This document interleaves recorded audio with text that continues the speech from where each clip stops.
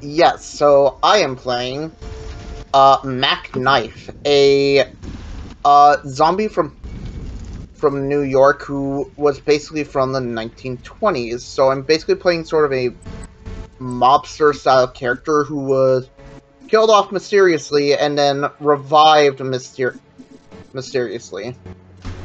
Okay. Anything else you would like me to explain, or? Not really, unless he's got any, like, noticeable features. He looks like a bog corpse. Basically, like Solomon Grundy. Yeah, so the guy is very large. Like, he stands at 6 foot, 6'10". Like, this is... Hey, tall guy rose. Well, so he's like 3 inches taller than, or 4 inches taller than Ryan Stiles. Okay.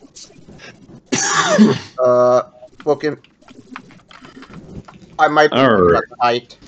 No, he's 7'1". He's 7'1". He's like the size. Okay. He's like the size of Shaquille O'Neal. Alright. Tom? He is. Yes, Oh, sorry.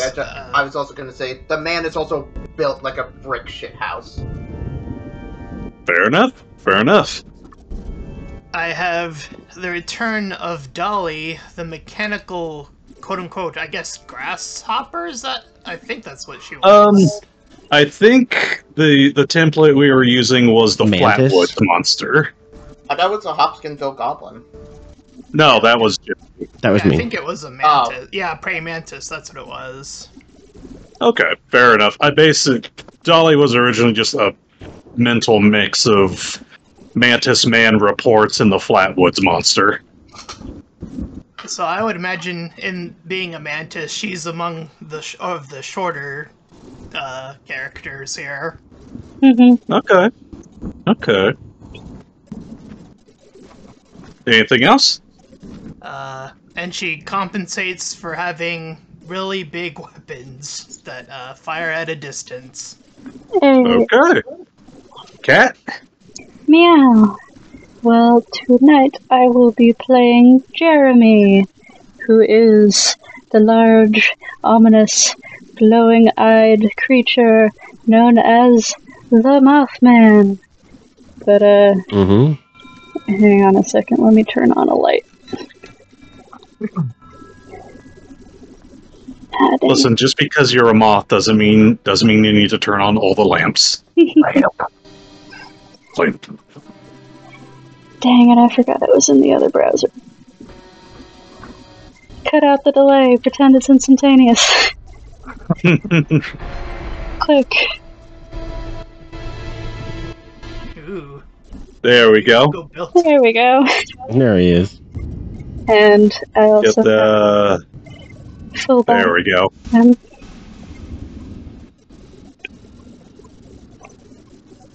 Bringing up that himbo picture of his.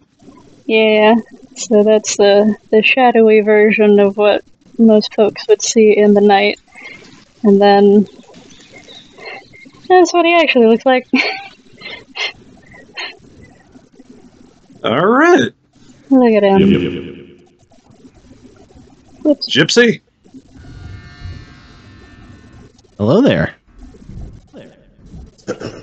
Oozing and surging up out of that yawning trapdoor in the Cyclopean crypt, I had glimpsed such an unbelievable behemoth monstrosity that I could not doubt the power of its origin to kill with its mere sight. Even now I cannot begin to suggest it with any words at my command. But nothing I could say could ever adumbrate the loathsome, unholy, non-human, extragalactic horror and hatefulness and unutterable evil of that forbidden spawn of black chaos and illimitable night. Golf clap. Hello there. My name is Aiueghrerr'itorth Eghrao-kotu. I am a being that comes from the 7th dimension.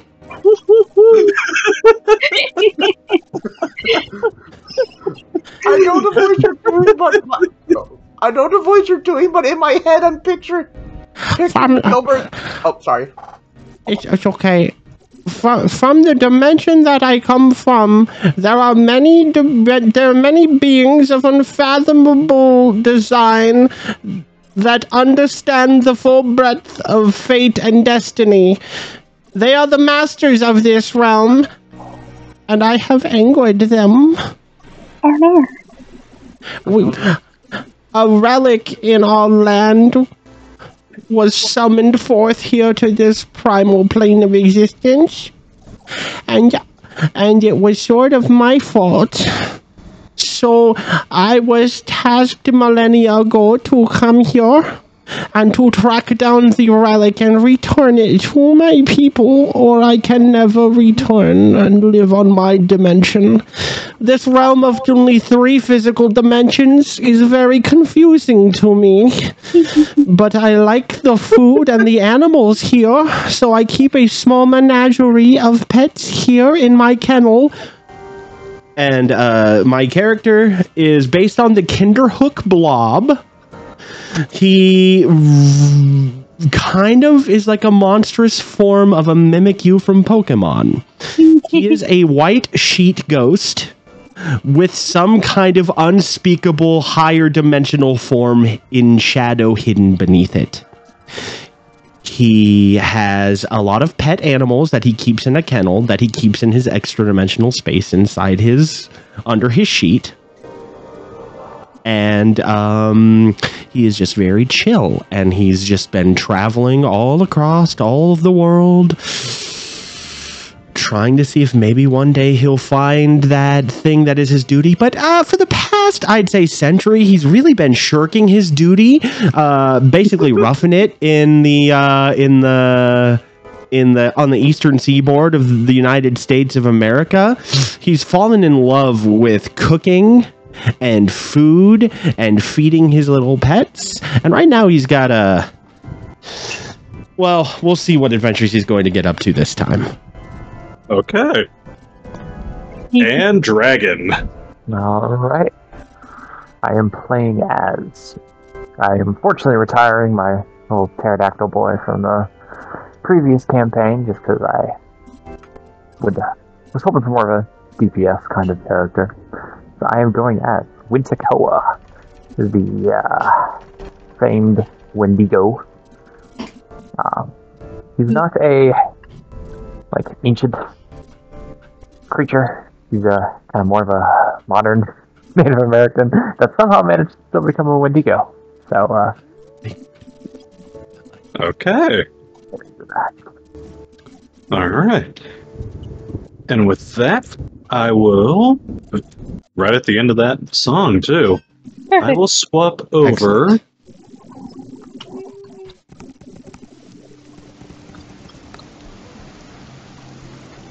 Let's see when this starts. By the way, we are supposed to be located in New York, correct? The lightning cracks. There we go. Our story begins in the city that never sleeps. The city stone. Wait, did Dragon introduce this character? I don't remember him. Yeah, he just did. He just got done. 2 seconds. Don't talk over the DM, please. Sorry. Our story begins in New York City. The city's so nice, they named it twice. On a rainy night in spring, where 5 cryptids attempt to eke out a meager living amongst the alleyways, dumpsters, and condemned buildings of the city that never sleeps. Tonight we join the adventures of Dolly the Flatwoods Monster, Jeremy the Mothman, Mac Knife the Bog Corpse, Wintekowa the Wendigo, and... Call me Phil. Phil, the Kinderhook Blob. Are 5 aforementioned cryptids who have remained in the Big Apple, while numerous other supernatural and paranormal entities have chased a whispered dream westward in hopes of a less crowded home. Now, that is not to say that our downtrodden tramps have not entertained the idea of embarking on the fabled cryptid trail, as some have come to call it, but in a place with as many eyes and cameras as New York, escape has become a fool's errand, as many cryptids have been either captured by the mysterious men in black or have died in their attempts to secure supplies and safe passage. And so the dream of a comfortable living remains as out of reach as the stars in the night sky. To make matters worse, the subway station that the five had been hiding in up until recently has been condemned following a water main break, forcing the group to relocate to drier locations. Thankfully, word has managed to reach their ears of a local abandoned theater that might still be on low priority on the city's demolition list. So, as previously stated, it is a spring night, and rain and thunder pour overhead. You all, who had been previously staying in the subway station, or in the abandoned subways beneath New York, and had made a rather comfortable little home out of an abandoned subway car, are currently without abode, as a water main break has currently flooded the little area that you had called home, and is currently being looked after by the city authorities. And so, without the vast majority of your supplies and without home, you are now left with two tasks.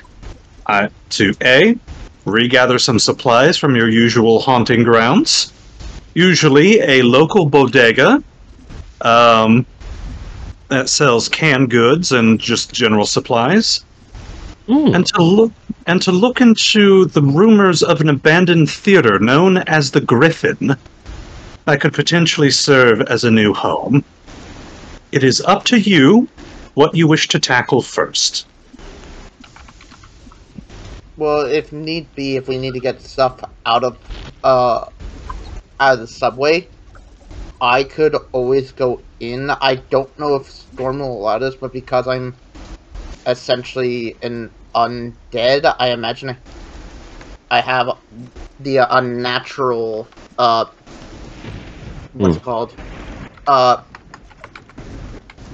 can't remember what it's called. It's like a thing that says that you don't need to eat, breathe, or drink to survive. Well, But what about my animals? aren't they, or don't you have them in your skirts there? Yes, but they must eat. And I hunger as well. Oh, You have to feed all of them! sorry, I wasn't even talking in my character voice. Well, I got a decent amount of snacks here in my backpack, but you know, I don't know if it's gonna be enough for all your little critters. We're probably gonna have to get supplies, but I wouldn't be so worried about you not being able to breathe under there. I don't know if that old water main break-in was really that bad, but I'd be more worried about the water damage to all our stuff.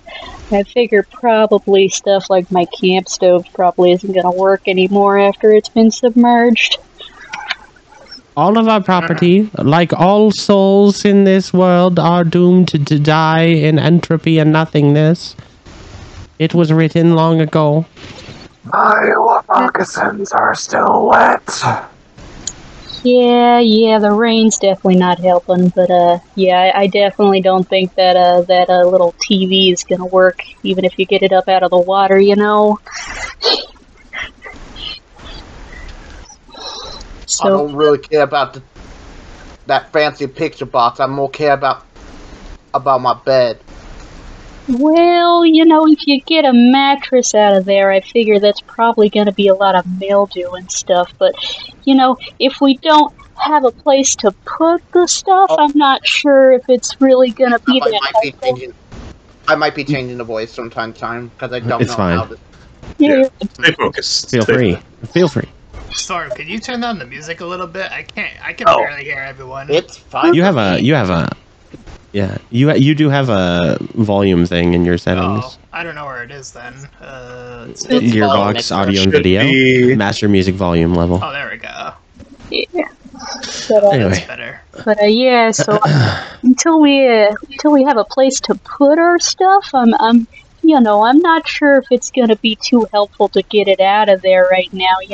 A little water's probably not gonna make much of a difference at this point. Everything's already pretty soaked. Do we have a fire going in this place that we've gone?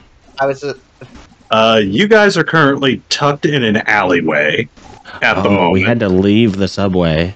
Yeah. I was also going to say something. Okay. When you mentioned mattress, Matt just looked at you. Who's talking about a mattress? I'm talking about my bench. Oh, yeah, that's probably fine. But again, if you go get it right now, we don't really have, a place to put it. So we should probably check out this theater place. It sounds pretty nifty. Also, yes. The wood of the bench would probably have rotted and died by now. Would it not in the water?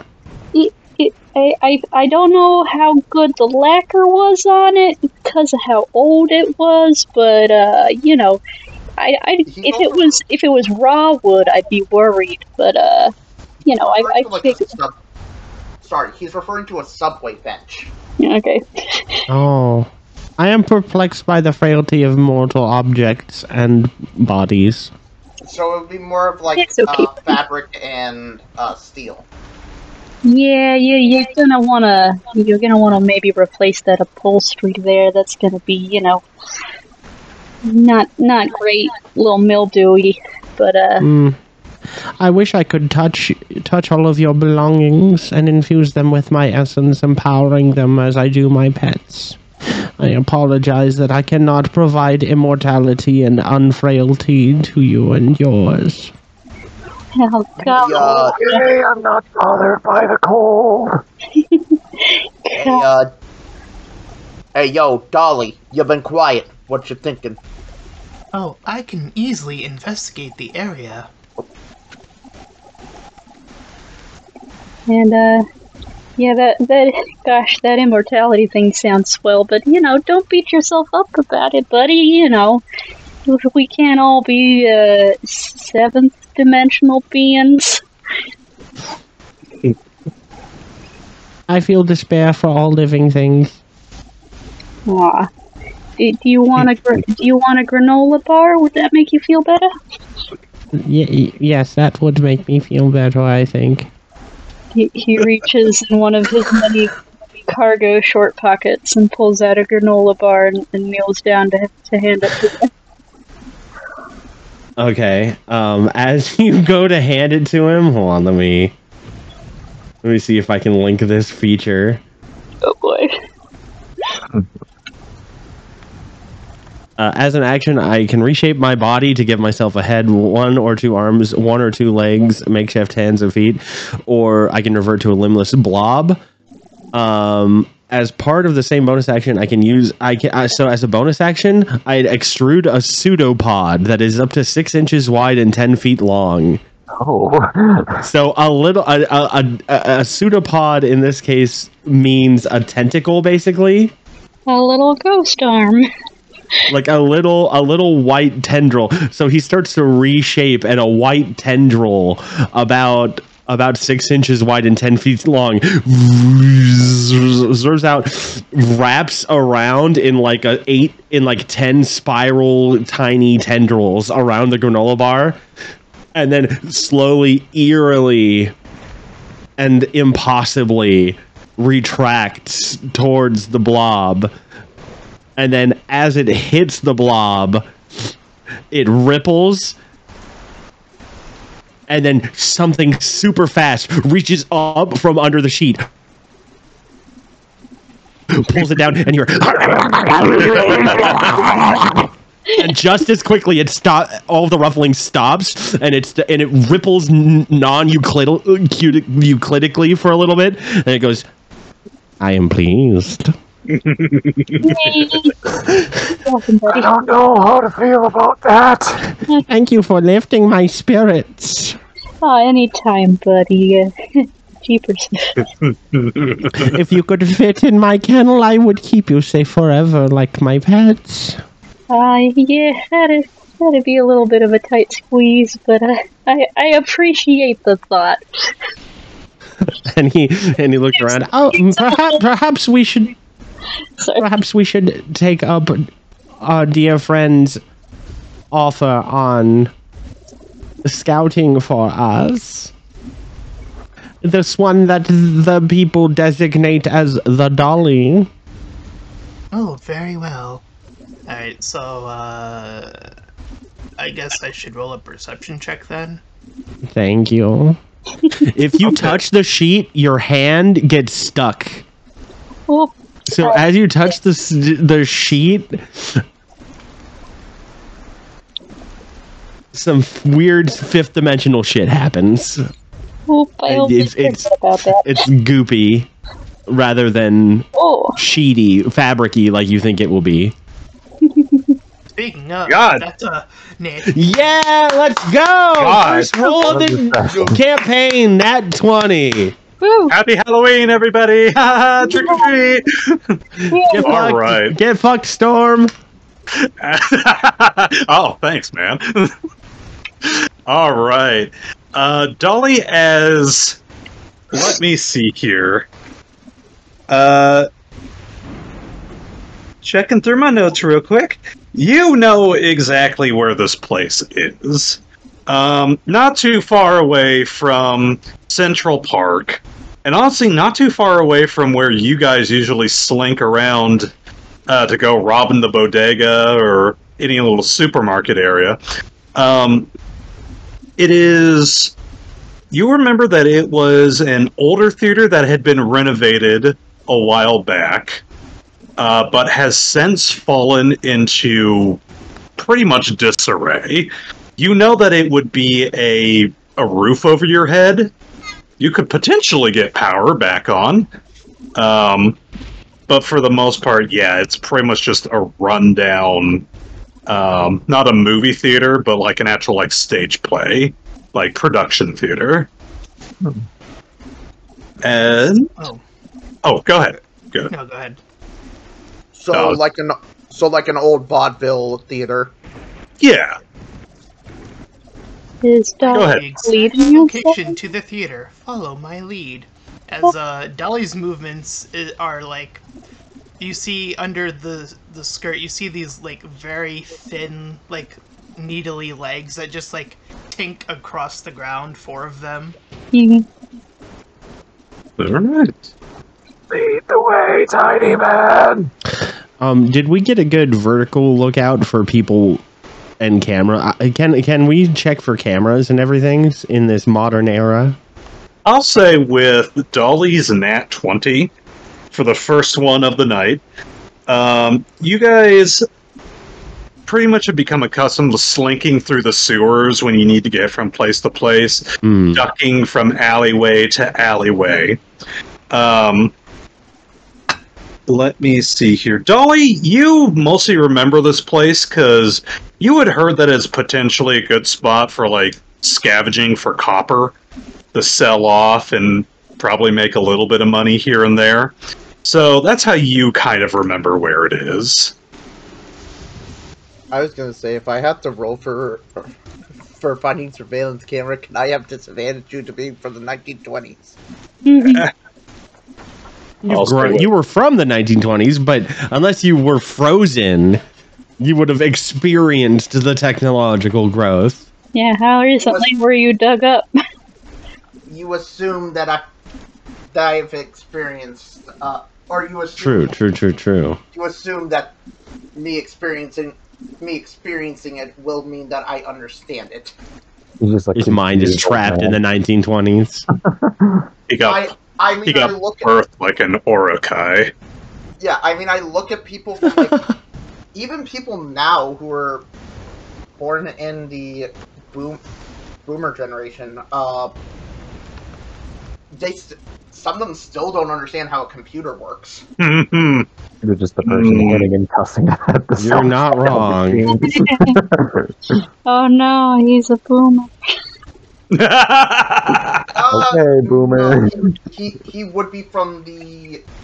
I want to say he's 1920 was considered the silent generation. Yeah, silent or forgotten generation. Forgotten. It's a forgotten Alright. generation, if I remember. No, because I believe it goes. Fuck, I'm gonna look this up really quick. And I'm gonna get us back on track. If So, we're going- ducking and weaving throughout the alleyways of New York, you eventually make your way to the place known as the Griffin. Let me see here. The front is well boarded up, as is customary of any building. You do, however, find that the rear entrance is unlocked. Fortuitous, as the fates decreed. Allow me. He walks over to the door and he's gonna pry the fucking door open. Okay. He is gonna pull out a crowbar for this because he does have one. Roll me a strength check. It is with advantage because it was with a crowbar. Didn't you say the door was open? No, he says it's closed. Okay. I did say it was unlocked, but I want to see how hard you can pry this thing off. Oh boy. Come on. Nat 20. Nat 20. Another one. 25. 25. You stick your crowbar into the door, and with barely even like the door goes flying open with a thunderous crash. It doesn't fly off its hinges. Well, careful there, buddy. We don't want to mess up the place we might be living in a minute. Also, I'd like to state really quick, that wasn't in Nat 20, but that was in 19. Close. Good shape so far. Next person roll an 18. Look, I just Alright. opened the door. I just opened the door like I would back in the day, theme collection. Well, that's a real nifty strategy you got, but you might not want to do any property damage to the place we might be living. Ally, Bring down the property tax. Ally, Mr. Knife. Your physical Yes. strength is incredible and almost certainly makes up for your brashness and stupidity. Excellent work. I'm gonna let that one slide for now. Well, now, I'm not sure that was a very nice thing to say. My mother told me Was it rude? I am sorry. I am attempting to compliment, to observe the statistical qualities of you that are helpful. my brother called me brass once. Once! Well, I think you're doing a great job at the complimenting there. Just maybe don't compare it to the stuff maybe somebody's not so good at. Also, cookie to anybody who understood that reference. I would love a Good luck, conversation between what Gypsy, what'd you name your character again? The Blob? You said Keith? Oh, no, Phil. Well, Phil. his name is Aiueghrerr'itorth Eghrao-kotu. What? I don't know why. That's Just yeah. say Aiueghrerr'itorth Eghrao-kotu. It's not that hard to say. I'd love a conversation between this guy and Gungear. Kotu. Alright. Do you all step inside? I will step inside. Alright. I will float inside. I will step inside, swinging the second door open as well. Oh shit, I accidentally closed the image. There it is. Well, it sure is roomy. Little Oh yeah, this fixer-upper. is def. Actually, he will say this. Actually, wait. Can I roll to see if Mac remembers this place at all in his life. Yeah, go ahead. It What would is that like It is a wisdom check to remember. this structure is laid out like the altars at the bottom of the sea of the abyssal oceans in the dark realms. That would be a 12. Well, It is aesthetically pleasing to me. that sure sounds nifty. You have a vague memory, but then again, New York certainly did have a lot of theaters back in the day. Yeah, because he was born, or that, not born, he was alive in the tail end of vaudeville. Because I believe Okay. vaudeville ended, like, around the end. Vaudeville never dies, baby! Yeah. You know, Mac, you've seen one theater, you've seen them all. This could be a theater you've been to, it could be one that you couldn't have been to. You can't Well, quite remember. Was there a pizza shop near this place back in the day? Perhaps. You can't remember off the top of your head. I think Okay. I have distant relatives that lived on this land once before it was even a theater. I think this place was back when it was around, it was a vaudeville theater. Well, this place looks pretty nice. I'm going to attempt to start a fire. I believe my pets must be feeling cold inside my void. Quick question. Yeah. Can I roll to see if if he starts a fire here that might cause his entire building to go aflame because possibly Let me see. because of one dry wood and as well as like He's going to try to find something like a metal barrel or something. okay. Like a hobo fire. Duh. He does these things pretty often because he's used to. So my character is proficient in animal handling and survival. Hey, He's used to like taking care of. He's almost like a kind of ranger warlock. It was kind of the vibe. nice. Go ahead and roll me a survival check. Let's see how well you put a fire together. And, Mac, you go ahead and roll me an investigate to see kind of how flammable certain things are. Oh god. You wanna? Maybe you can help him find the best things. Wanna? Well, I have a 0 to investigation. I'm gonna let him do an investigation and see if he can help me with a good roll. That's fair. 11. Wanna borrow my my fire starting kit? Does he do you have such a device? I always forget these things. Oh, well, sure. I mean, always gotta be prepared. Oh, you mortal organic beings, and your ever versatile tools that you use. It is incredible to me. The ways you make up for your terrible, weak shortcomings.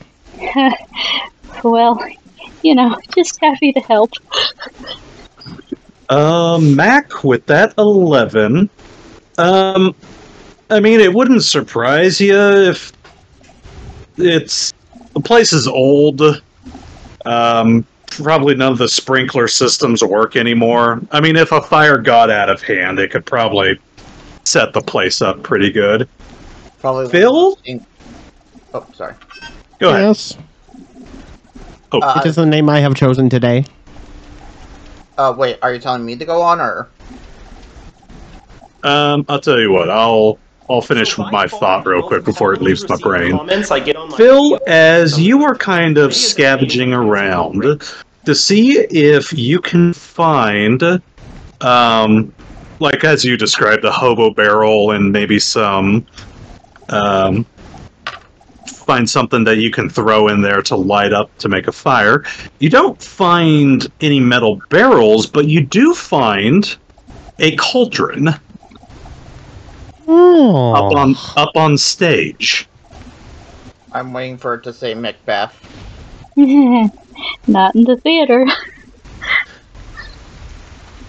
That's I don't bad know luck, if don't say you the know? name. It's fine. It's fine to write down the name, though. So yeah, I start. I have decided Phil no longer fits me. Call me Susan. Oh, you got it, buddy. Thank you. I have lit a fire. I will now allow my pets to gather warmth and grow strong. And he slowly settles down, and then it looks like he's deflating. It looks like whatever was under it is sinking into the ground, but he's really just like flattening out into a puddle, into a wide puddle, and then starts to rumble. And as he rises into the shape of a sheet covering a 4x4 kennel, like a metal dog kennel, and then the sheet zips off of it and steps to the side, and he has deposited his. And you see, basically, it's a dog kennel full of like a writhing black mass of a dozen things that you cannot comprehend. Each of them is more twisted and horrible than the last. You think you see a serpent's head and an eagle's wings, and you hear the screeching of both a bat, a dozen rats, and perhaps the snapping of an alligator's jaws. You're not sure what's in there exactly, but they seem to settle down and enjoy the flames. Oh, there's all those little scamps. Gotta catch them all, I see. My little ones are pleased. Well, you did a great job starting that fire, Susan. Thank you. I am doing my best to be like you other physical mortals now that I live here. Well, I think you're doing a great job. It has been wonderful to find such supportive beings in this plane of existence. Well, it sounds like you've got a real important job you're trying to do. Why wouldn't we be supportive?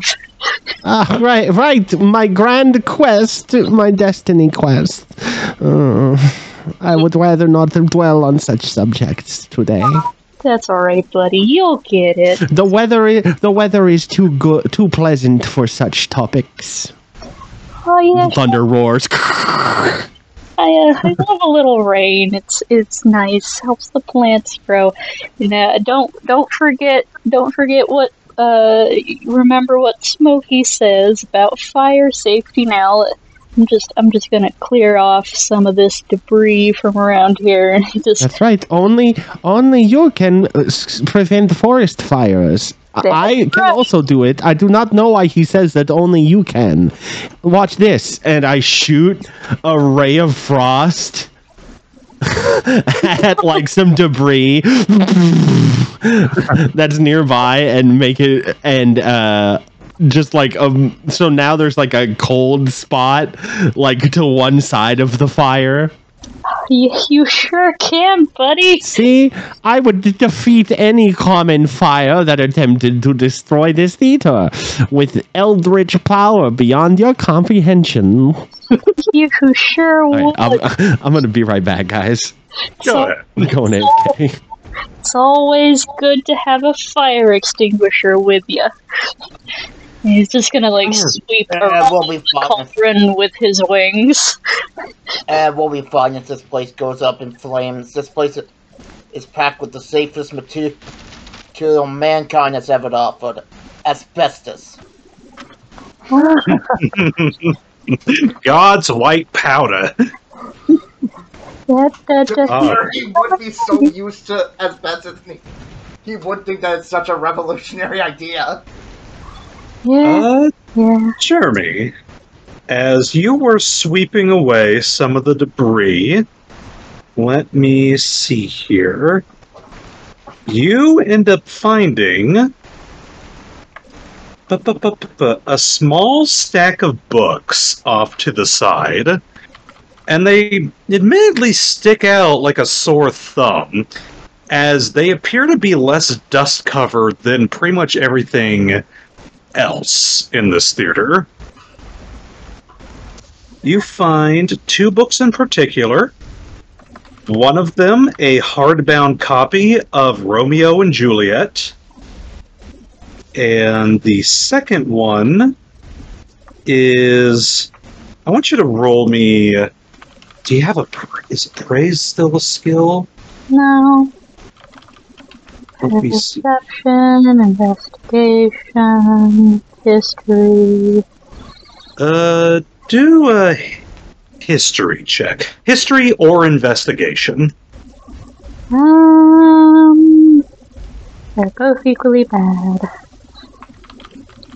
Nah! It's a really nice book. Hardcover once again. Almost looks like something you'd pick up at Barnes & Noble. It bears the name of Hamlet across the top. Golly, you guys, look what I found!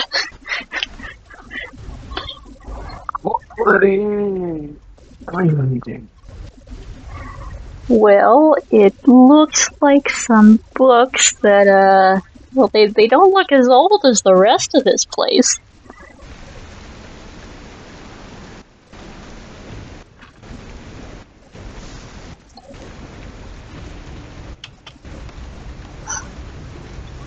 Do you guys want to take a look or anything? I'll take a look. Do I roll a history? Yeah, I'll allow you to do that.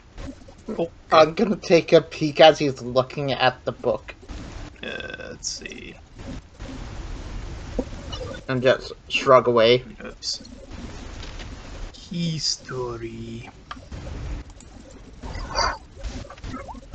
And A 10.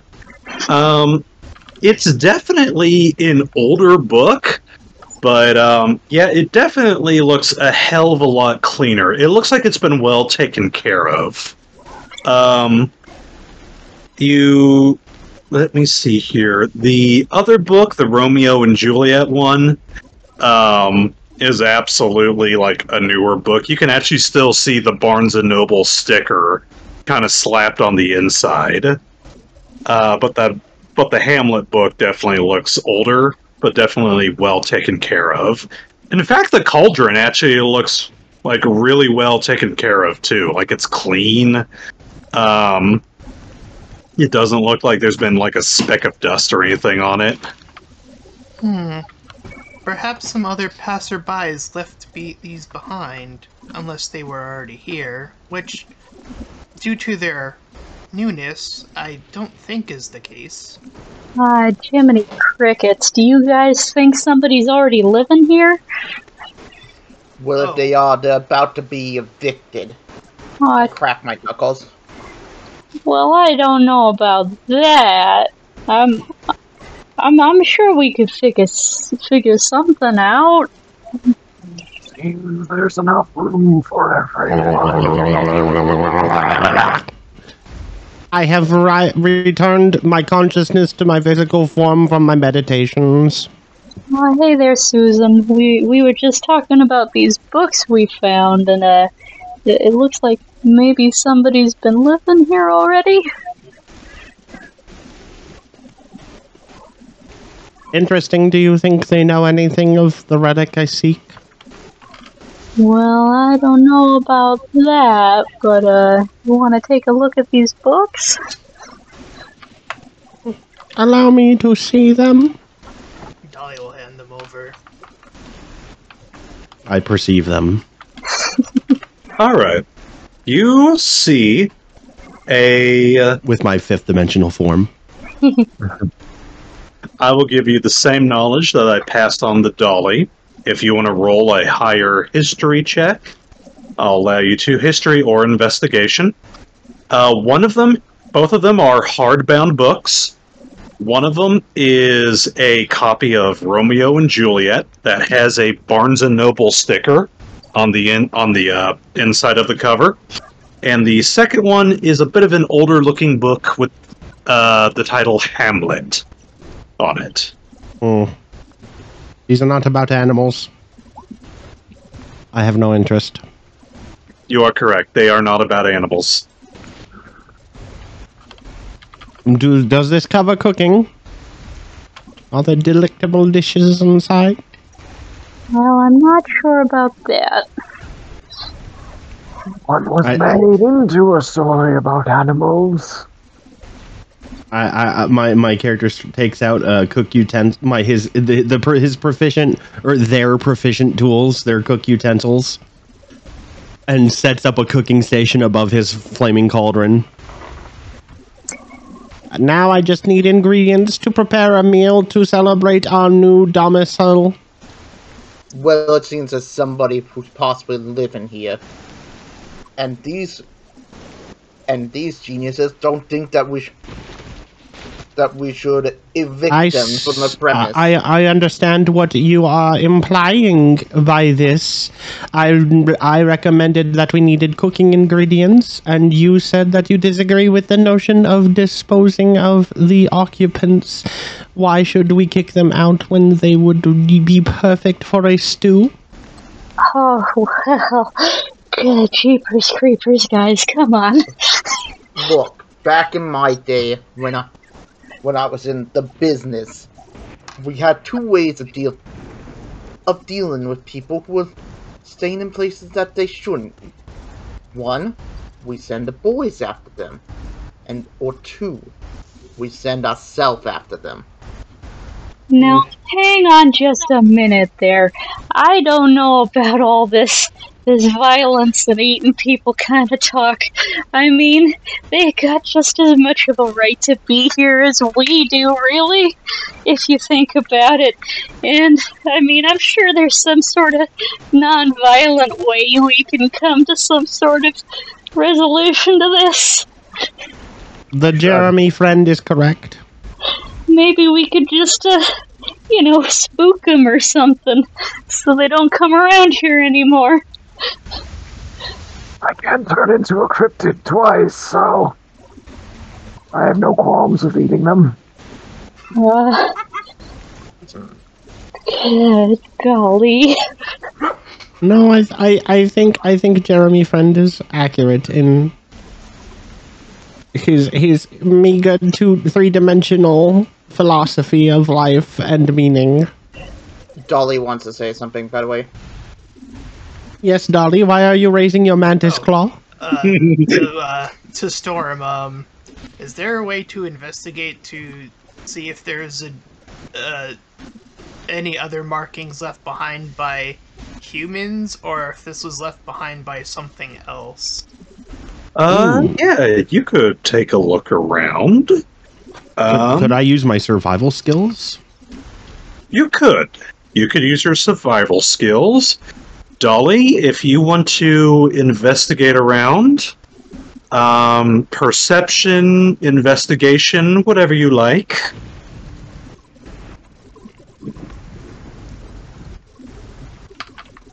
Give me those delicious 20-sided dice rolls. In my dimension, we have more than 20-sided dice. Well. Jesus Christ. From the highest heights to the lowest lows. So my character's a wisdom build, so I'm ready. Hot diggity. Okay. I came ready.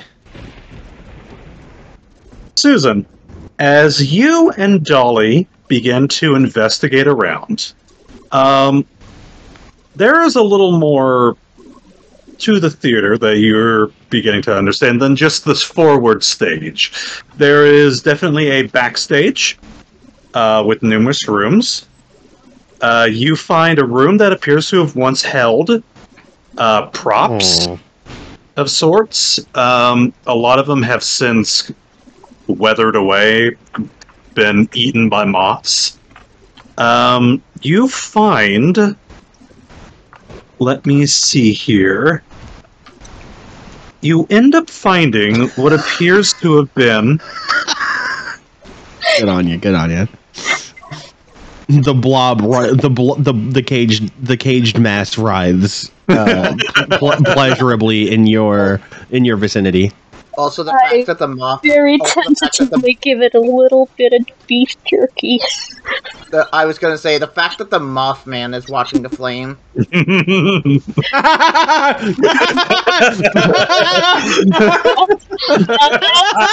That's a very unkind stereotype. It's true in Jeremy's case, but it's still insensitive. I'm doing it for safety reasons, not for mesmerized reasons, alright? I'm actually very sensitive to light. My character just kind of like pats her hand as you reach out towards the fire. Cat, to be fair, you were the one who kind of walked into that. Yeah, you feed, and so you hand out a piece of jerky to the mass. A serpentine-like snake slithers halfway up the mass, out almost like the tentacle, and then a rabbit's head forms, and it's a white fluffy bunny with bright red eyes, big bright red eyes, a little bunny head. As like it's almost like Venom, like the symbiote retracts, and a bunny head goes squeak and eats and takes the jerky. You remember you don't know. I don't know if your character knows that rabbits wouldn't eat jerky, but it takes the jerky in its mouth and then retracts into the kennel. Oh, golly jeez. All right. Sorry. You were saying Storm? You're good. You're good. Dolly and Susan. Yeah. As you two investigate this back what appears to be a dressing room of some sort, you find that this room has been converted into a living quarters. You find a mattress off to one side, appears to have been placed in the corner along with a partially weathered sofa. You find a large stack of books. Most of them the works of the bard himself, William Shakespeare.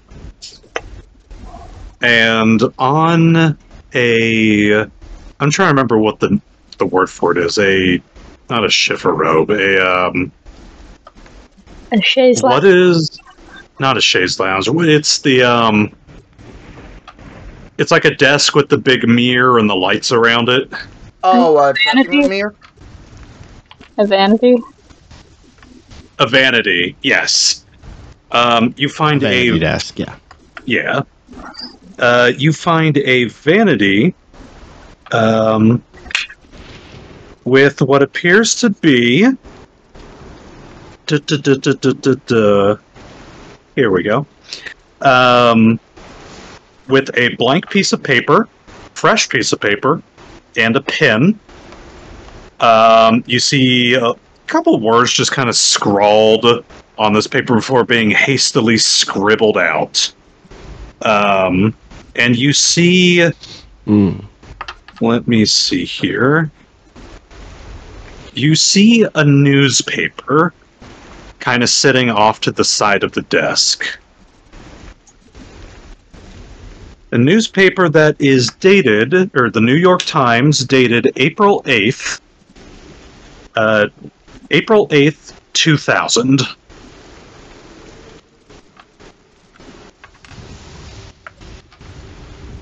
April 9th. Go ahead, Tom. Does the bedroom look like it has like it has a form, like someone had been there before? I know that's not the right word, but You're asking if like it an appears impression? yeah, an impression. That's what. Oh, okay. Roll me an investigation.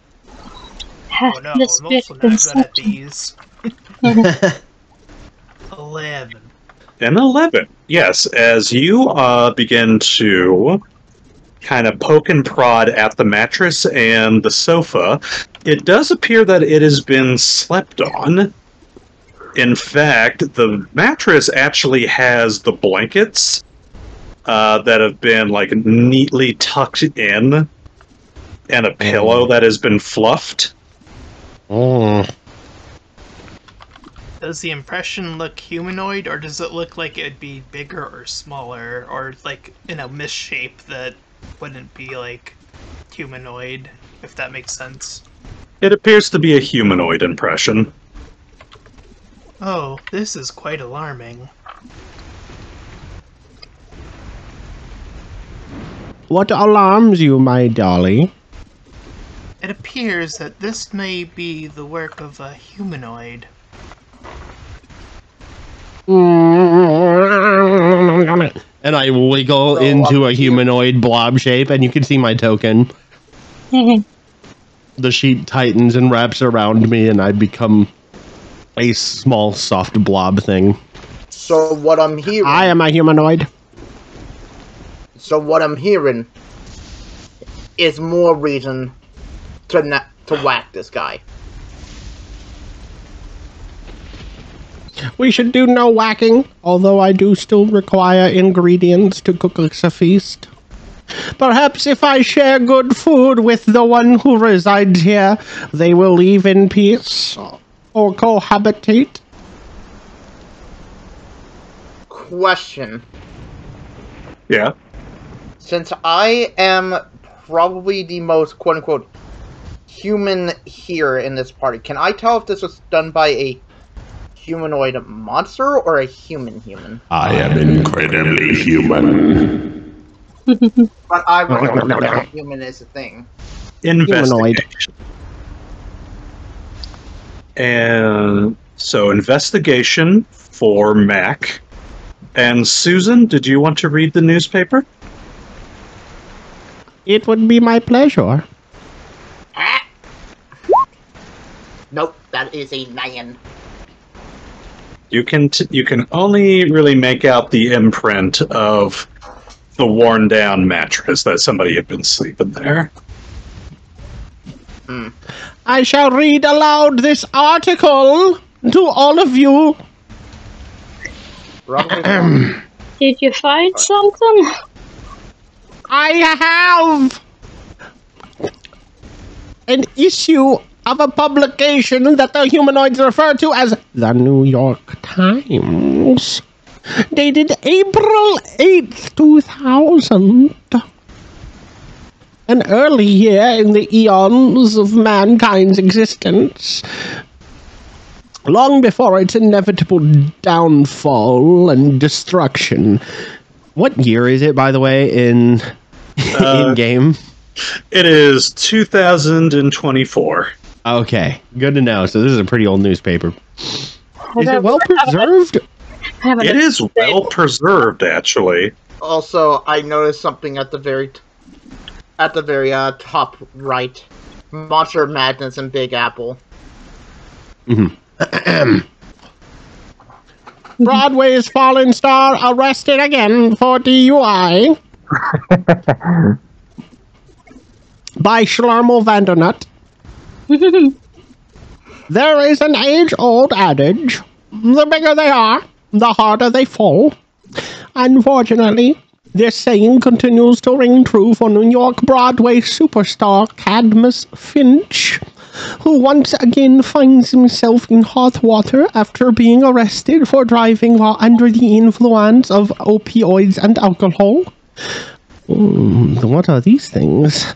According to police reports, this arrest comes only 2 months after Mr. Finch's previous DWI arrest that resulted in the deaths of 2 people after Cadmus Finch ran a red light and collided with an SUV. Shall I continue to read this story and move on to the next?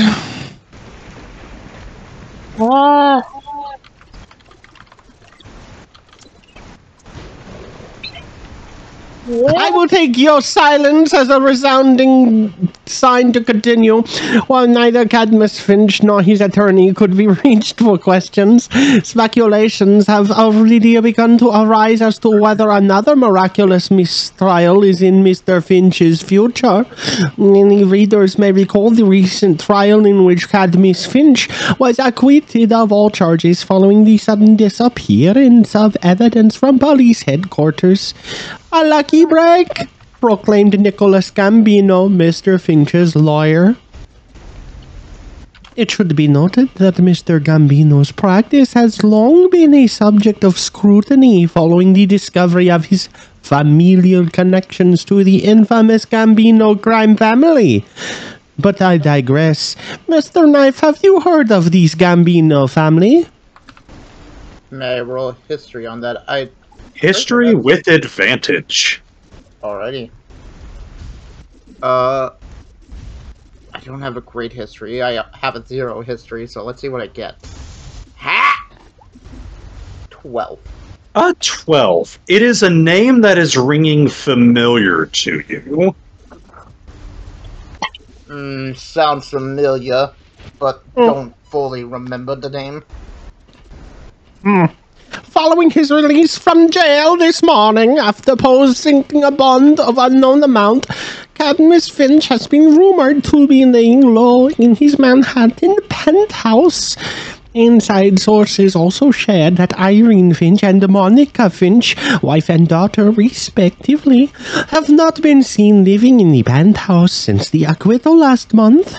While no motions for divorce have made their way through the courts, it is believed that Mr. and Mrs. Finch are currently separated following an argument overheard the night after the trial. Huh. Apparently, this nefarious individual won a Tony Award for direction of a production of Hamlet. Hamlet does not usually receive Tony Awards. My character's gonna look over Susan's shoulder at the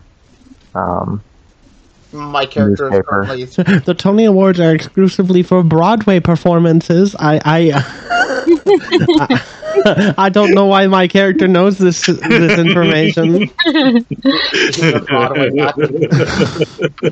I'm sure the next issue had a corrections. What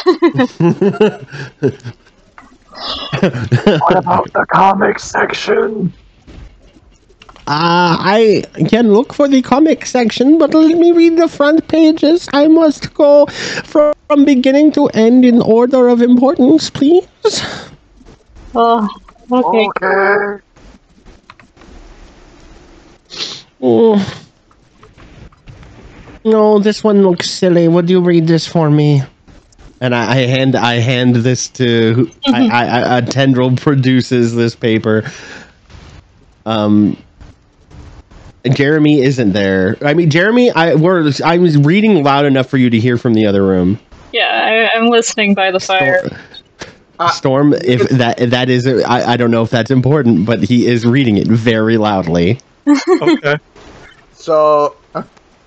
You guys maybe want to come back out here to talk?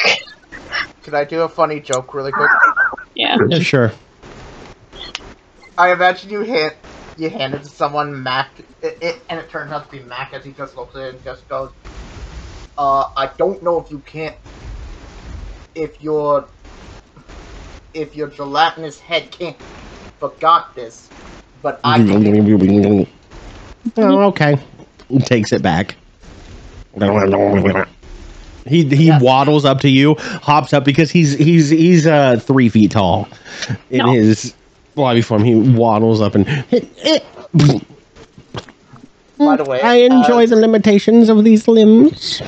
Quick question: Yeah.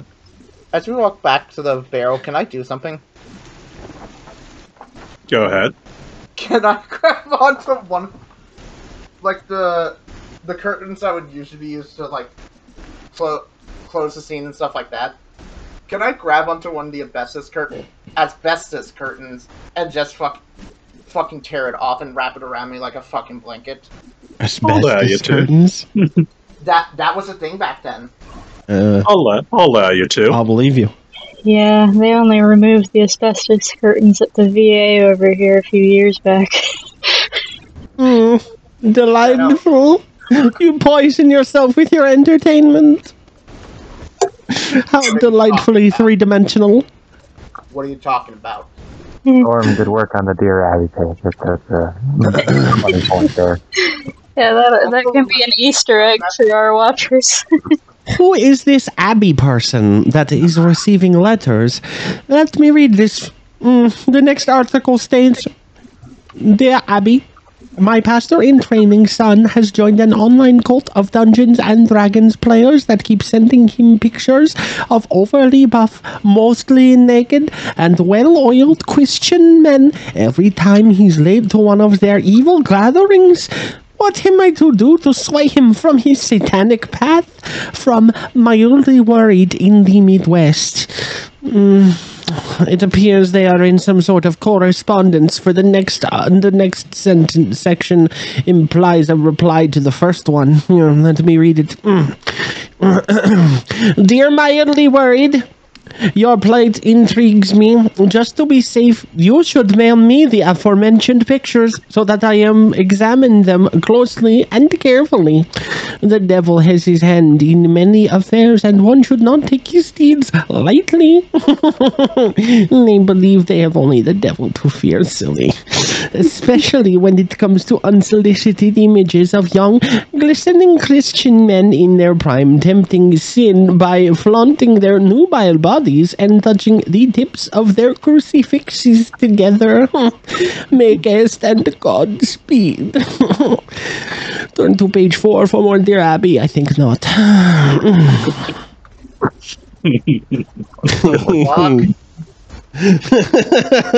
That's some front page shit right there, boys. All right. Third and less important than the first two. Monster Madness in the Big Apple. Why do they call it Big Apple? There is no apple that is of large size here.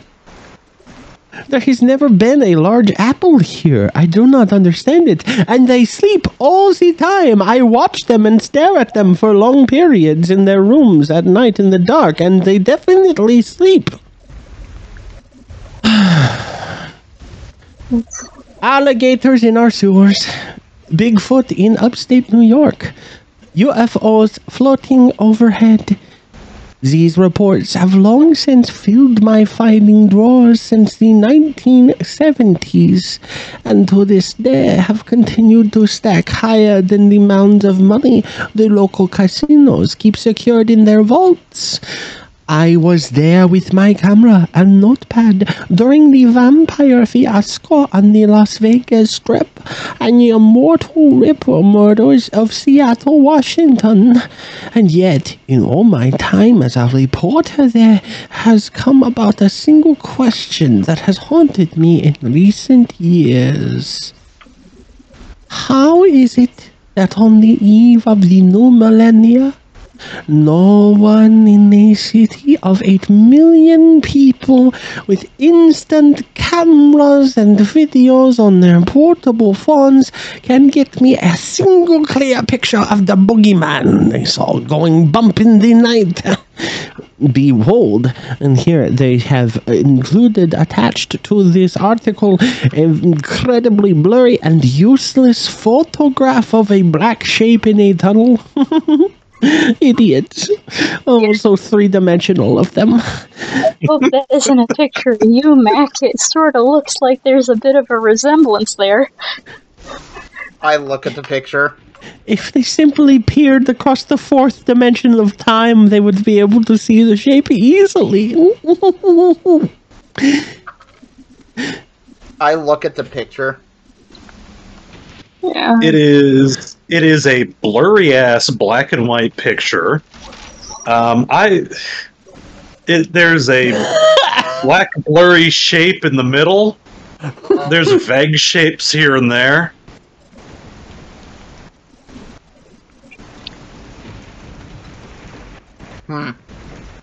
Interesting. Definitely you. Behold the handiwork of one Daryl H. Fremont, who claims in a letter to yours truly that he encountered a fire-breathing lizard man down in the tunnels under New York. Godzilla or toxic adventure, I'll let you decide. I do not understand what that means. Now, as a former monster hunter myself, I feel it is important to teach the youth of today the importance of proper shutter settings to get the most splendid trails off here. Gosh, looks like that page is missing. Oh well. We should steal that Mr. Finch's penthouse. It sounds much nicer than here. Well, that might be a little tricky to get in and out of, but, gosh, do you guys figure, maybe some sort of super fans living here, or, I mean, I don't think it's the guy, do you? This was 24 years ago. Many things can change in life. I want everybody to roll a perception check. Oh no. Okay. Alright. Oh boy. No, this one. I don't know why I rolled Oh this jeez. advantage. What do I see with my special eyes? My special eyes. Well, let me re-roll that since I accidentally rolled with advantage. No, I just take the first one. It's an 8. Yeah. 8, 24, 8, 21, 17, 12. All right.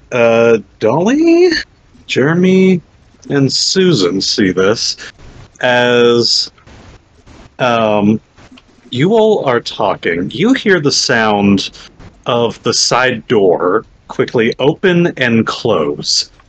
As stepping in from the side, or off to the side, you see the shape of a cloaked figure, a wooden mask hung around his hip, or hung around their hip, as they enter into the room, let out a series of coughs.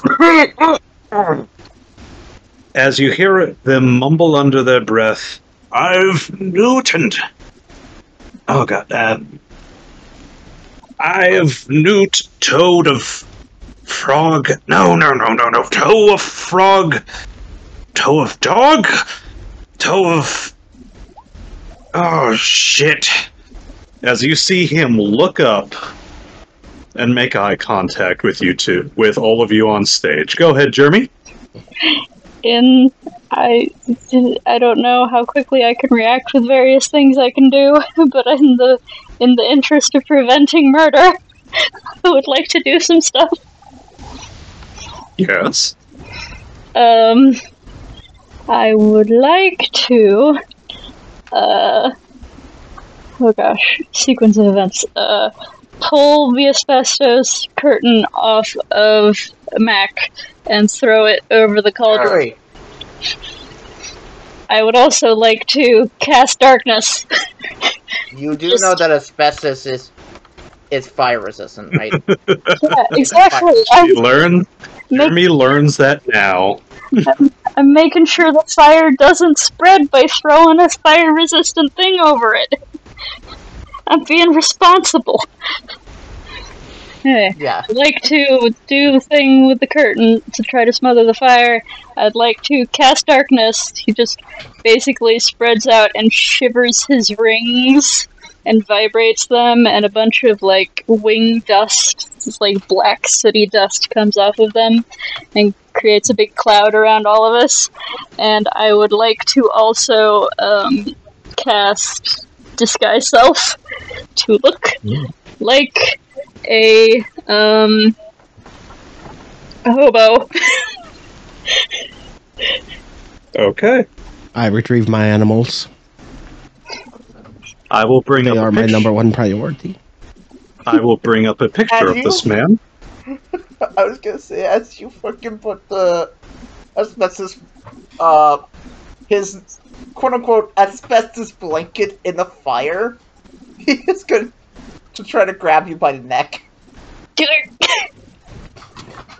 As you throw the curtain over over That wasn't the an cauldron. asbestos curtain, it was a Holocaust cloak.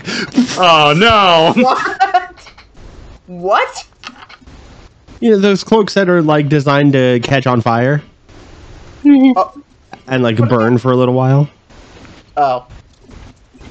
You see this man look up at you all as you hear him say, "By the prick of my thumb, something wicked this way comes." And from behind him, from the darkness, steps two men in fine Italian-made suits, fedoras.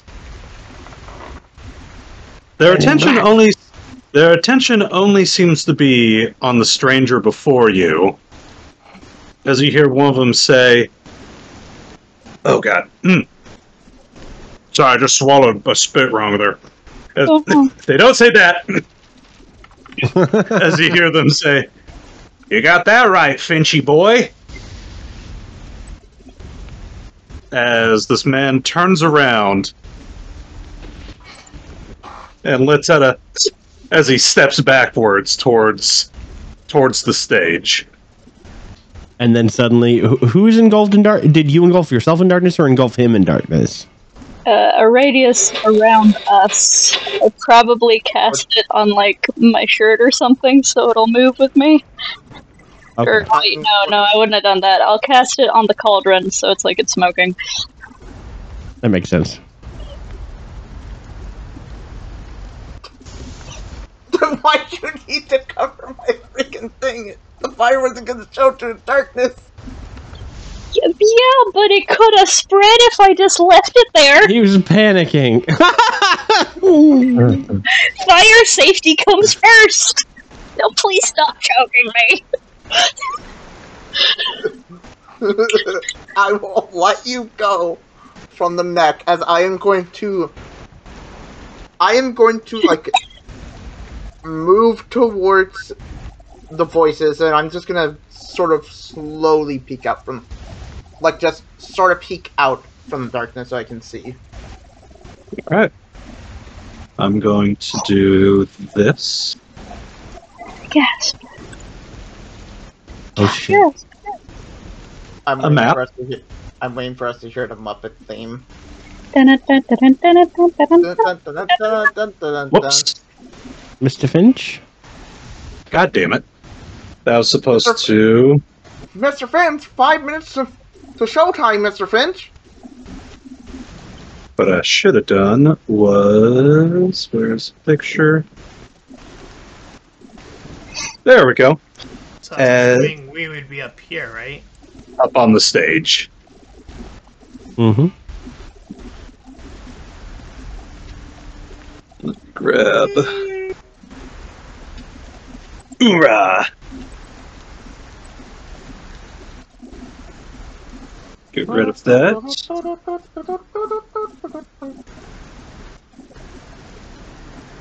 And... Come on. Here, Come on. Cat, if you need to draw a circle. There you go. Well, I cast it on the cauldron, so I don't know how wide it is. It's still a 20-foot radius, if I remember. Uno. And... I guess I'll move the cauldron over there. Come on. Come on, you can load. Oh wait, I gotta take my charging cable out, because apparently that takes up like 40% of the processing power. Hmm. Yeah, so, Yep. Ah, no, he's not that big! He's not that big! Oh, Jesus. wow, it's really Mr. Oh god! Wow, Oh, it's God. really Mr. Big. Yeah, and The big cheese.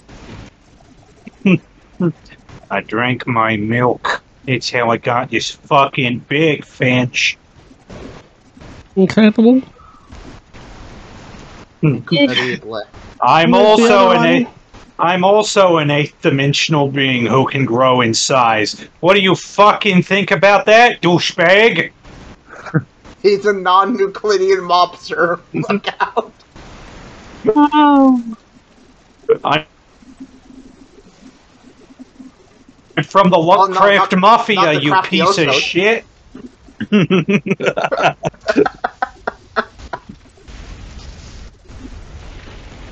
As you see these two men begin to approach, who you know have heard the name of Mr. Finch. Gambino wants his fucking money. Time to pay up. You then hear from Mac. You then hear Mac whispering, "Ah, my fucking language." I feel the call. I feel the tingle in the back of my head. I am sorry, friends. I may not be able to resist once again. ah, jeez. Can we at least help this poor fella out? Say, why not count 2 birds with I have dark vision. I don't know if I can see in this, though. No, it is magical darkness. It's $10 in a race card. I can, but That's why I specifically peered out. I'm going to, so, unfortunately for those two mobsters, Aiueghrerr'itorth, Eghrao-kotu, once again has a compulsion to defy destiny. And because destiny writes the death of all things, he follows his ideal to defend those who cannot defend themselves. hey, So he's going to cast Ascendant Step. I cast Levitate on myself. And I move 40 feet up, directly up above the cloud and emerge like a rippling sheet coming out of the cloud with tentacles. Yeah. Quick, I imagine the sound effect that goes off as you're floating. It's a fucking Jetsons floating car sound effect. Oh, Yeah. a Thurman. I read your charming book. Adler's fork and blindworm's sting, lizard's leg and owlet's wing, for a charm of powerful trouble, like a hell broth boil and bubble, double toil and trouble, fire burn, and cauldron babble. I like to also remind you that they can't fucking understand. He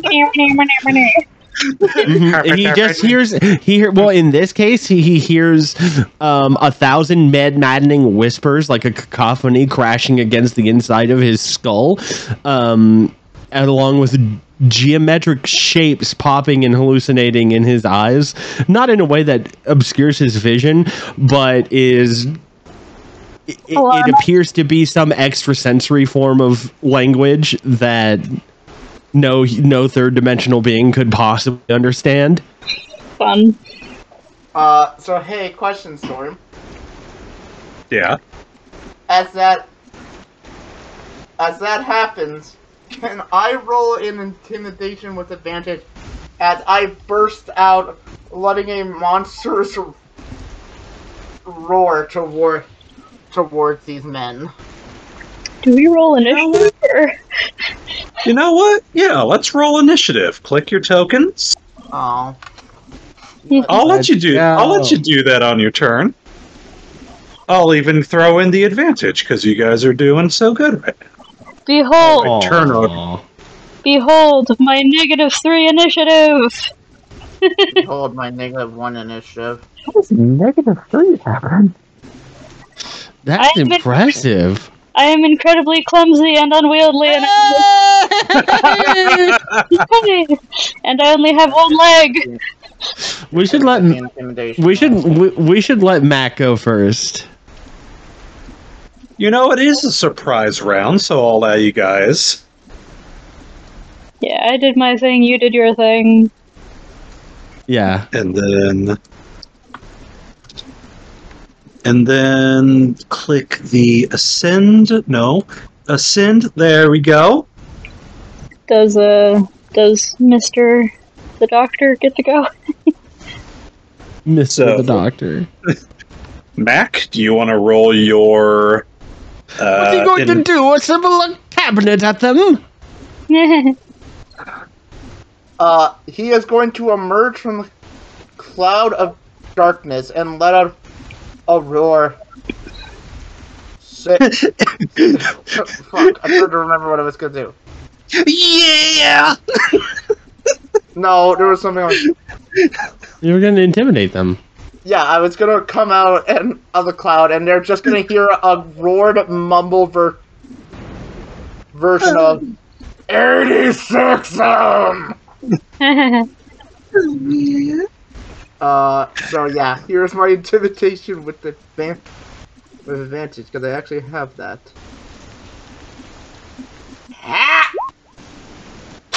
Mother. Well, okay. They get to roll us. What was that? What was it against intimidate that they had to roll? Wisdom There's or technically charisma? nothing. It's up to the GM. Okay. If you want to roll them a wisdom save or something. Do a wisdom check.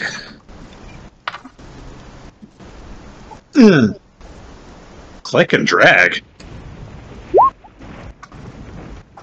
Shouldn't be Five? a draggable thing. No, 5. it shouldn't be. Well, I see one is a 5 Okay. and a 2. They are both frightened. What about the guy What about the guy they're talking to as well? Oh, yes. I'm going to find the thing real quick, because that click and dragging dice options. Really? I don't know why he gives me control of your characters Why do I get control of your characters every time? I mean, I have control of him too. Okay, I'm done. It's just funny that you're always in my drag down list. I don't get it. It's not as funny as the Compass Rose, though. There we go. Okay. Oh, that's right. Which will never happen again. Finch is also scared. Let's go! Let's go!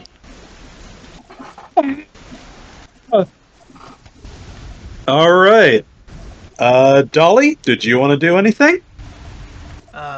Unfortunately, I forgot to give myself a certain ability, and it's the main one I was going to end up using here. Whoops. Uh-oh. What was it? Mimicry. Oh, wait, you gave yourself the actor. Oh yeah. The actor feat, didn't you? That allows you to mimic voices. Let's see. Does that mean we can speak English? Yes, I technically can. Hey. He can speak any sentences that he's heard within the last hour. I'm sorry, I'm just Only those sentences. I'm sorry, I'm just Oh imagining god, that. I did not pay attention then. He just says Hamlet. He just uses Hamlet dialogue to talk. So I'm picturing the fucking I'm picturing the Futurama's robot who had like the tape cassette recorder in him, and that's how he talked.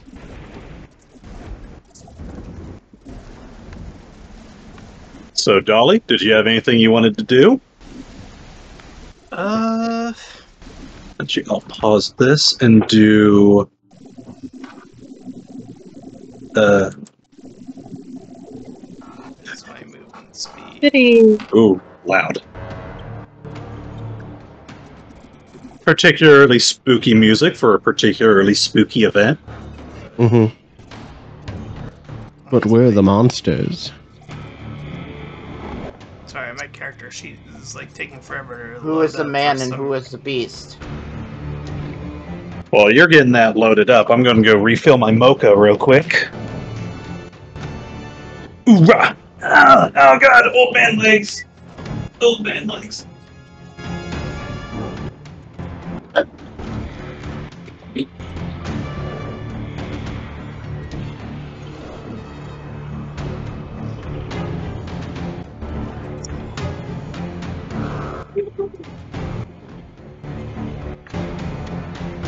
Meow. It is time. Well, I tried to cover for us.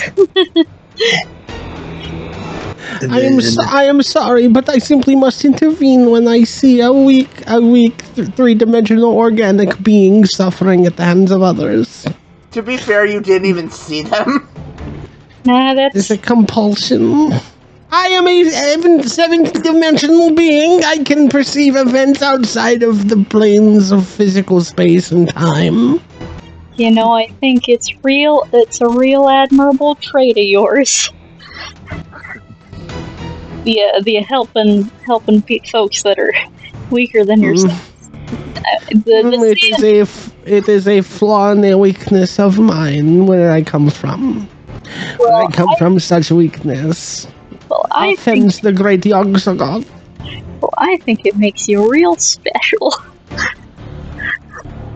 Or as you've come to call him, Yoggy Soggy. Alright, I am gonna, first and foremost, I'm gonna move all the way over here. Okay. And then, from this space, I'm not gonna directly take an action, but I'm gonna, let's see, hold on. Let me look at my thing now that I can see it. The way I will, flavor this is that you will see coming out of the back of, Dolly is this, like, large, like, almost cannon-like object, like a sniper cannon, and she just has it prepped and aimed, like, generally toward them, but she's just gonna stand there for now. Okay. Oh shit, that's an anti-tank rifle.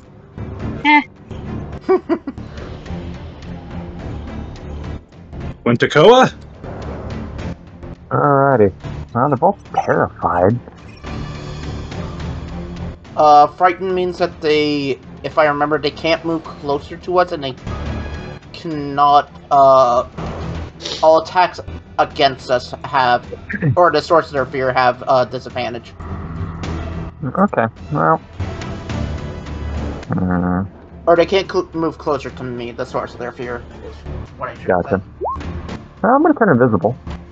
Ooh. And I'll move right behind him there.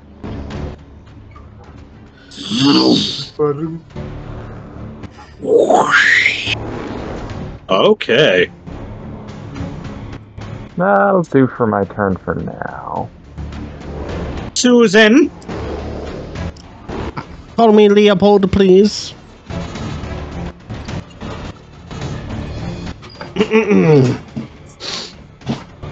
Go forth, my little one, and defend defend the innocent from this evil.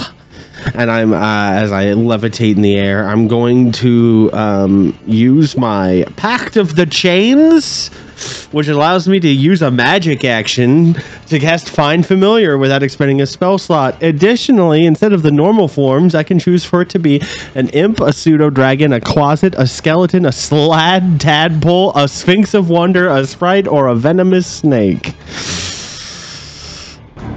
And that's what I was scrolling through right now, was I was like, okay, which one of these do I want to turn it into? And essentially each one of these is just one of the animals being let out of the kennel. Yeah, that's a good way to flavor that. Nice. Very nice. I birth you from my non-Euclidean cervix. So each of these are real animals that he's taken in and then touched and altered. like old god, like far realm, like reshaped them so that they are ageless things that if they were to die just return to the kennel. The quote unquote the kennel is the other plane of existence that they come from, the familiar comes from. Okay, let me see here. Slad tadpole has magic resistance. I'm not worried about that. Skeleton, I'm not feeling a skeleton today. I don't have a burst of ingenuity. Closet. Probably closer to Halloween. Closet. What is a closet? Okay, closet's a little fucking fiend, gremlin fiend with a rend attack that can change shape into a bat and scare people and turn invisible. You fed No, after midnight. We're gonna go pseudo dragon. So I'm going to summon a pseudo dragon. I don't know how I can. Here's its stats. It's not in Roll20. I don't know. Well, actually, I should check the compendium. Let me search on compendium for pseudo I'll let dragon. you keep track of that.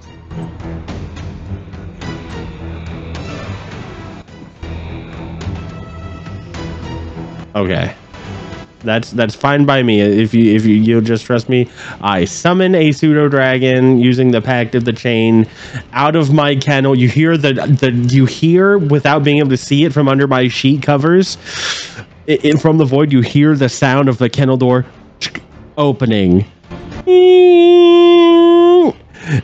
and this fluttering happens, and it's the rabbit with a snake's neck and bat wings comes out, and then it will go down. But if it's a pseudo dragon, shouldn't it look a bit like a cow because it moves? It does not move in this dimension. It moves. It only moves in the 7th and 9th dimension. It only moves in dimensions above the 7th dimension.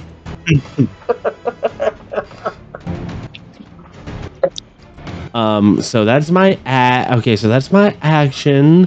I don't really have anything to do with a bonus action on my turn. I don't think. I could summon.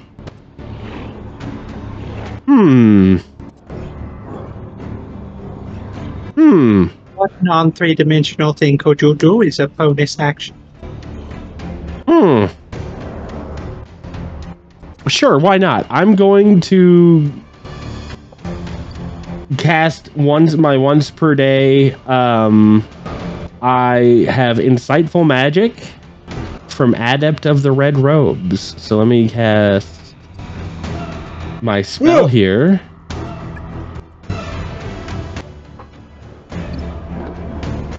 There it is. Shadow Blade. So a single black tendril comes out from under and is exposed to physical view, and it looks oily and like a mirror-like sheen. It seems simultaneously silver and pitch black. And this tendril has a razor-sharp blade that cuts not at the physical form, but at the psyche. And he summons forth this Shadow Blade tendril. Levitate, he ceases concentrating on levitate, which means he floats harmlessly down back to the ground. So he pops up, says some weird fucking shit, a fucking weird thing comes out, a huge bladed tendril comes out, and then it disappears back into the darkness. Okay, that your turn? Yeah, and then the pseudo dragon will. I don't have a token. Could you? Do you just want me to scribble? I can just scribble a scribble. Dragons, if there's any. Oh no, that's the wrong thing. Dragon. I'll just go. Oh. Okay, so Storm. Oh, perfect. Dragon.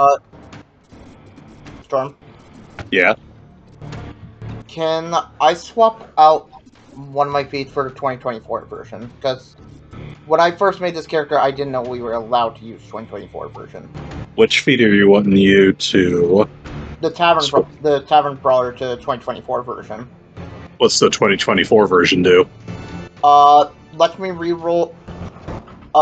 Whenever you roll damage die for your unarmed strike, you can reroll. You can reroll the die if it rolls a 1 and you must use a new roll. It also gives me the ability, as when I make an unarmed strike, I can, when I deal damage, I can also push an enemy 5 feet away from me. You know what, I'll allow it. Okay. I will say it is Thug's turn. So the pseudo dragon has 60-foot fly speed. I don't have any actions to have it do anything else, but it can definitely move right up to these guys. So it like moves right up to these guys and goes.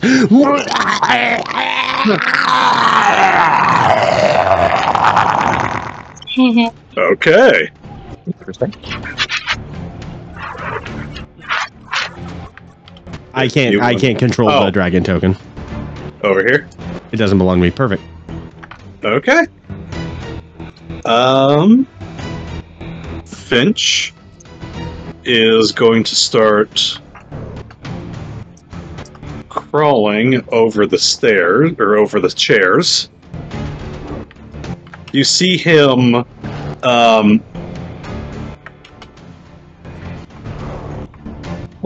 actually, no, it's supposed to be a surprise round. So it goes to... Technically, I moved already. Whose was this? Jeremy! Okay. Jeremy, your surprise round? That was that? Were we calling that the darkness and the... Or do they get another one? Yeah, that was basically the darkness and everything in there. So, Jeremy? Or that was the darkness that was basically causing the surprise round. Okay. Oh, okay. Cool. Then Jeremy... Okay, what did the thugs say to him about Datsun? Did they say his name, or... They called him Finchy Boy, I think. Alrighty. I too have the actor feat, so I too can speak human, kind of. So as a hobo, I'm going to emerge from the smoke and sort of awkwardly shuffle along the edge of the stage. 20. And I'm just going to say, unfortunately, in a combination of voices, no trouble, Finchy Boy, and attempt to pick up this old man. Okay, that's gonna be a grapple. Yeah. Athletics? Let's see what it was. Grapple was... He's an old man. Oh. I have 4 arms.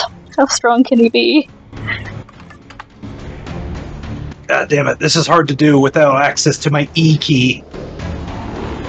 Or the key. What? I'm doing stuff on my laptop off to the side, and the E and X keys are completely busted. The most commonly used letter. The most commonly used letter and the most uncommonly used. Or one of them. Alright, when you want to grapple a creature, you make an attack action.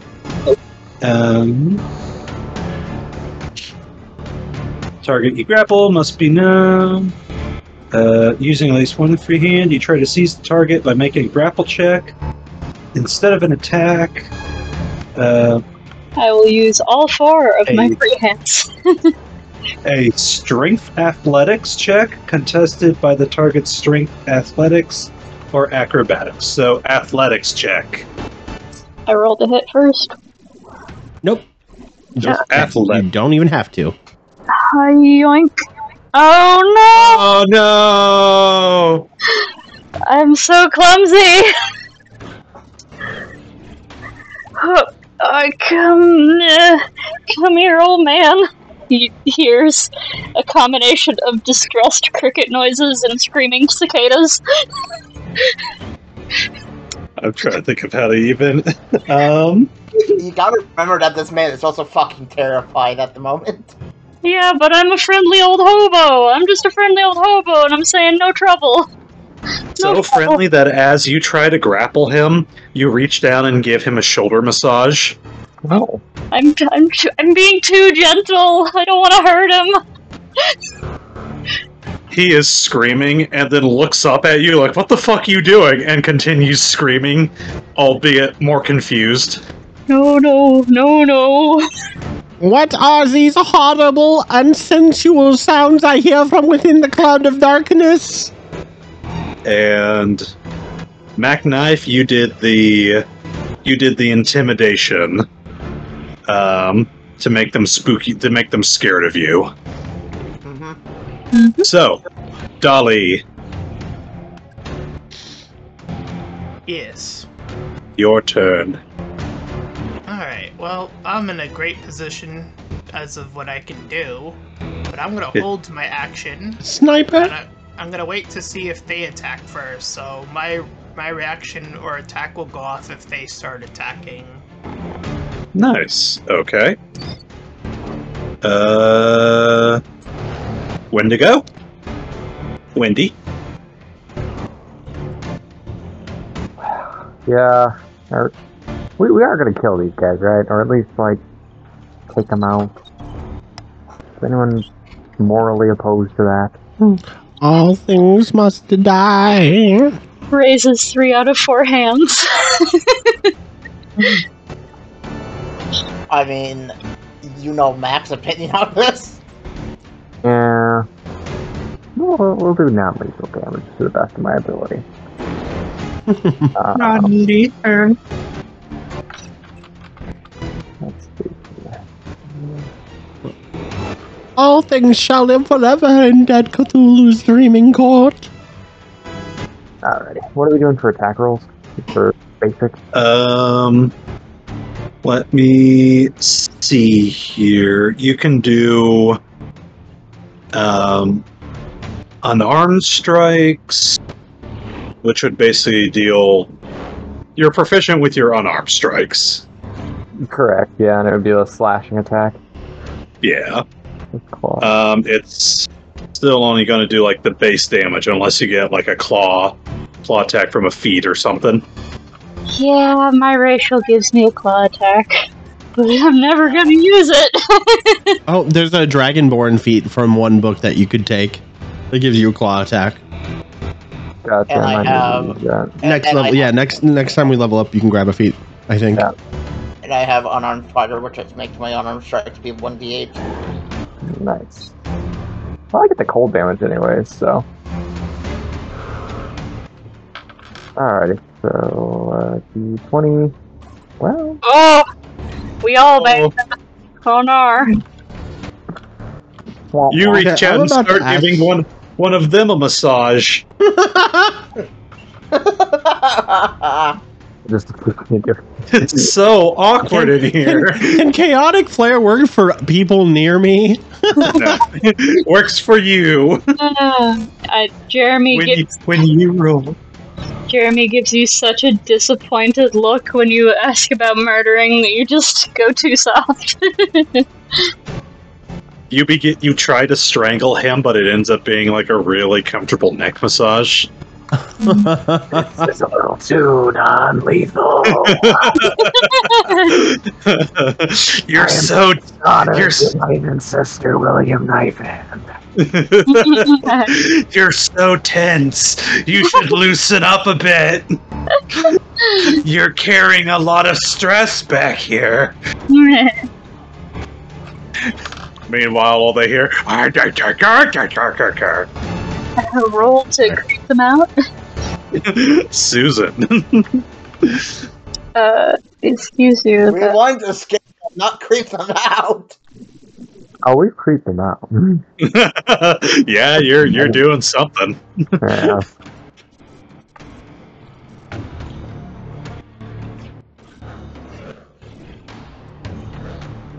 Susan, it is your turn.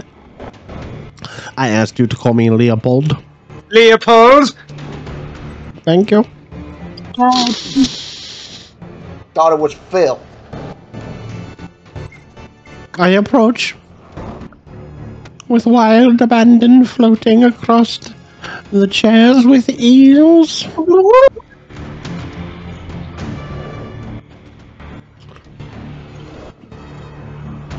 I am going to take the attack action, but I cannot reach them this turn. But that is okay. Because as you can see, with my ability Investment of the Chainmaster, as a bonus action, I can command my familiar to take the attack action. Go ahead. My pseudo-dragon has a excuse me. The granola bar disagrees with my fifth dimensional stomach. Next time I'll unwrap it for you, buddy. Thank you. Oh shit, microplastics. My one weakness.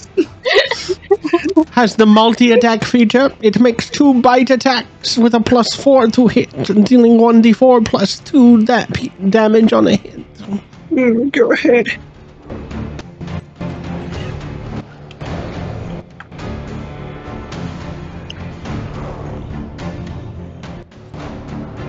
That's a hit. This damage is dealt as necrotic damage instead of slashing damage. Or piercing damage. Roll 1d4 plus 2. He takes 3 points of damage. 3. Another one. That is a hit. Nope, that's not. Oh, yep. There we go. ¿Qué tal, amigos? Esas familias son americanas. I have no idea who's speaking Spanish in the background. Yeah, there, what the frick is going on? it's the pseudo dragon. So it flashes. Sorry about that. I was quietly trying to do my Duolingo lesson. So it cuts with some weird claw, and then it bites with its little teethy rabbit teeth, and then it steps 5 feet to the right to be in range of the other guy.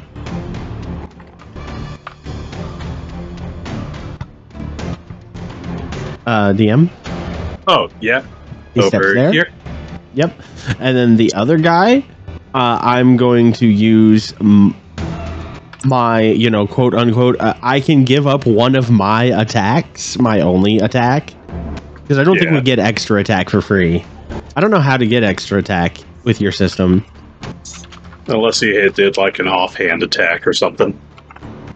Alright, anyway, I can give up one of my attacks to let my creature use its reaction to attack, make one attack. So he took the attack action, attack twice, and now he's going to use his reaction to use one attack. He's going to use his other thing he has. So he has his multi-attack with his 2 bites, but he also has a sting, which I will copy and paste the rules for you right here. Yeah. Sting, Constitution saving throw. 1 creature the pseudo dragon can see within 5 feet. On a failure, it will take 2d4 poison damage and be poisoned for 1 hour. If it fails by 5 or more, it will be unconscious as well until it takes damage or another creature takes an action to wake it. And because of my investment of the Chainmaster, it uses my spell DC instead of the DC on the creature. Oh, goddamn. So I need him to make a DC 15 Constitution saving throw. Take it easy. DC 15. Okay. As a venomous snake for a tail comes. So he fails by 3. So he does not fall unconscious. I am very sad. No. Would have been very cool if he went unconscious, but he does take 4 poison damage and gain the poisoned condition.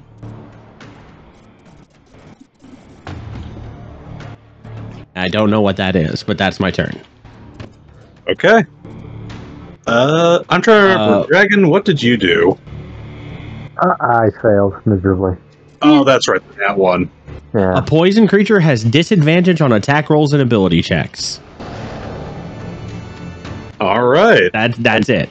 Because I attacked, I also lost my invisibility. So it was a really bad wasted turn. Okay. Oh. Finch is going to try to make his way on down here as he breaks away from the shoulder massage. Oh no! Would you like to attack to shoulder massage of opportunity? I don't think I can Massage of opportunity. I don't think I can make it grapple as a reaction. All I right. don't know either. Dolly, this is going to trigger your held action as Ombre number 1 without the hat. You see him draw a pistol Oh, shit. and take aim at Leopold. He has disadvantage for being threatened. Yes, he does. He's got a gat. We really are in New York. Everyone's packing. 1 and 2. Damn. Okay. Damn. High rolls. Yeah, hit. Hit. Damn it, Okay. darn it. D10. 2 points of damage as Leopold, you are suddenly shot by a revolver. Question, since he is a Interesting. non-nuclear creature, is he resistant to it? It strikes me incredibly hard and then stops midway and then drops out of him. Ding, ding, ding, ding, ding. It did full damage. Ow! Windy. I was making a joke. Falls out like a poo. Yeah. Oh, I was gonna do my retaliation. Oh, yeah, there we go. Go ahead. As that happens, you see that massive gun with these, I should have described it a little bit better. It has these 8 colorful cylinder things behind it, as they whirl in a crazy fashion as I cast Chaos Bolt. Alright. Roll to hit. Alright, hold on. A ranged spell attack at the target. Which means proficiency bonus plus your casting modifier, which is one of your mental stats. I believe Stormlight, you chose the highest one. I do not have it as an attack yet. Whoops. That's the one I didn't add. Oh, damn it. You fool! Just roll a d20 plus your proficiency bonus plus your casting modifier.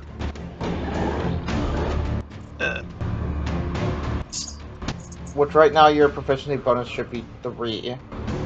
Are you better at wisdom, charisma, or intelligence?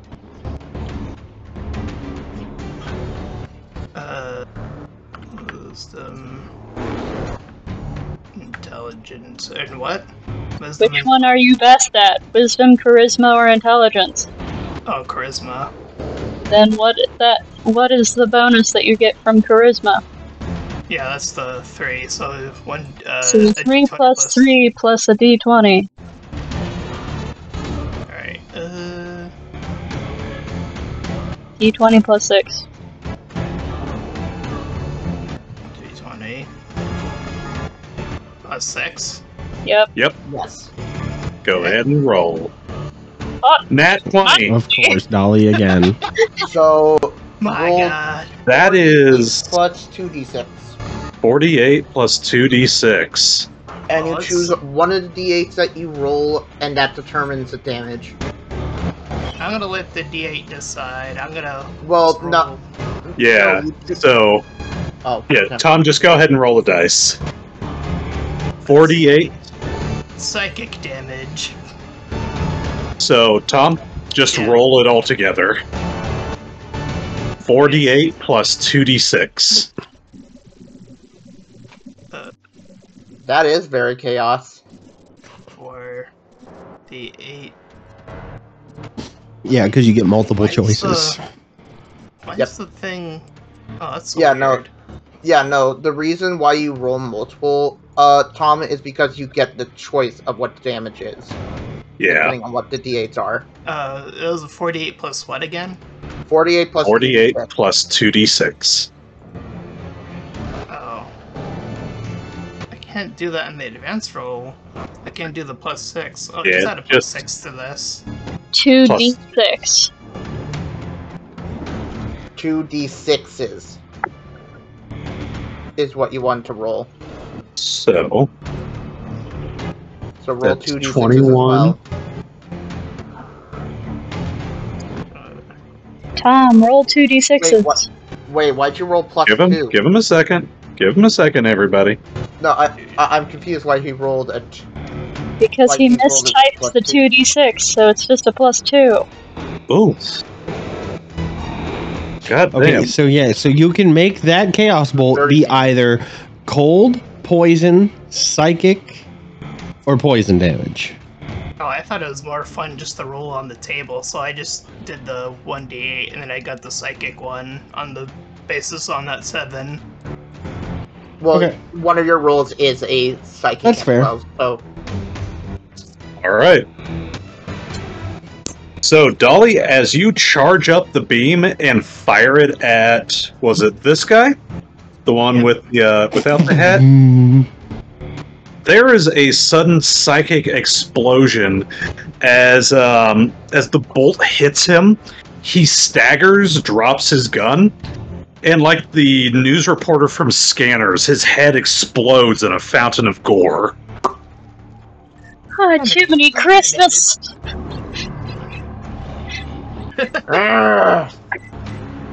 Hey, that's how it's freaking done.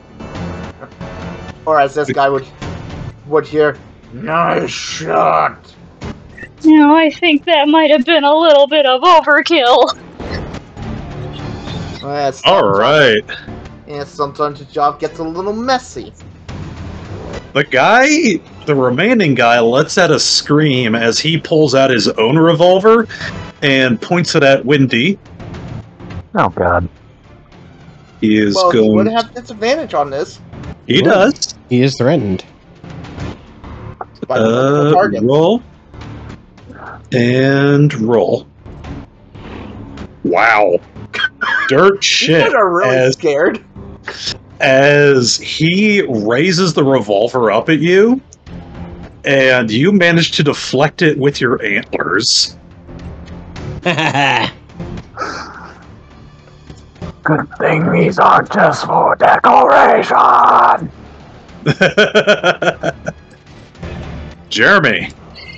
Ah, criminy. Okay. Oh, shit, dude. Hey now, I watch that forgot. I body passed my count. con save. Oh, okay. Well, golly, okay. I'm gonna... I guess, these chairs difficult terrain. Yeah.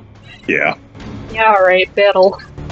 I'll eat crow if I try to crawl over those, so I guess I'll flap my wings and sort of take a run and jump off the stage and fly over and try to grab it again. A winged hobo that was previously massaging his shoulders. Listen, the psychic field just makes it look like my dirty trench coat's just billowing. Oh god, that's even worse! Oh no, he's a flasher. Hey now, I'm wearing a sweater under this. You just said a trench coat. You just said a hobo with a trench coat. Okay. You try to make another grapple? Yep.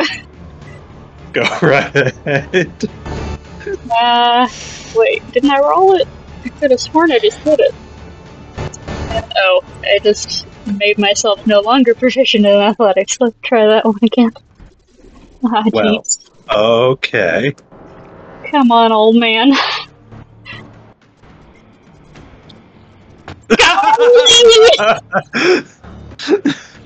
He's a slippery fucker, huh?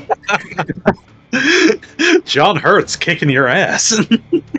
Alright, he slips out of my arms again, I but think he should have disadvantage for being frightened. Now what? You know what? No, I'll allow it. I'll allow it. okay. Now watch as he rolls another nat 20. Alright, bud. It's fate. It's fate. Alright, well, I'm gonna... As you take a flying leap off the stage in an attempt to grapple him, you see Finch turn around and he catches you just in time. It's almost like in slow motion as he falls back into the chair, and as you reach out to grab him, your fingers intertwine awkwardly.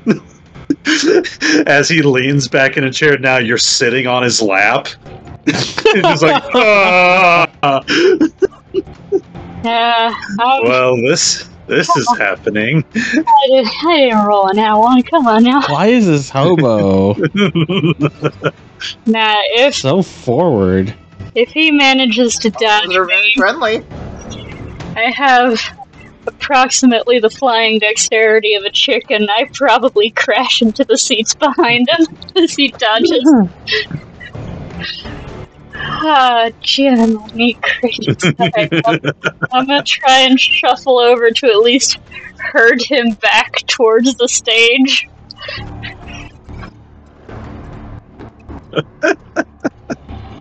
Alright. You get yourself situated in that seat. Maybe now? Yeah, Mac? I trip all the way. Apparently not. Anyway, Mac. I am going to, for flavor, head over, or I'm going to head here, but for flavor, I am bolting off the stage, and I am delivering a powerful blow to this guy's head. You go right ahead. Do I have more movement than that is the question. No, I only have a 30-foot movement, so sadly I can't flank. Alrighty. Let's see if I hit this man. Yeah. Oh yeah, that hits. And there's two things I'm activating. I'm activating one, Tavern Brawler, which lets me when you make an unarmed strike, you deal D4 damage, blah blah blah blah plus blah. restraint.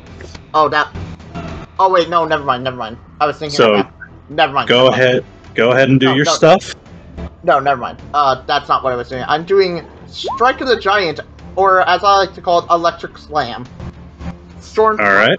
The target takes an extra 1d6 lightning damage. If the target is a creature, it must make a Constitution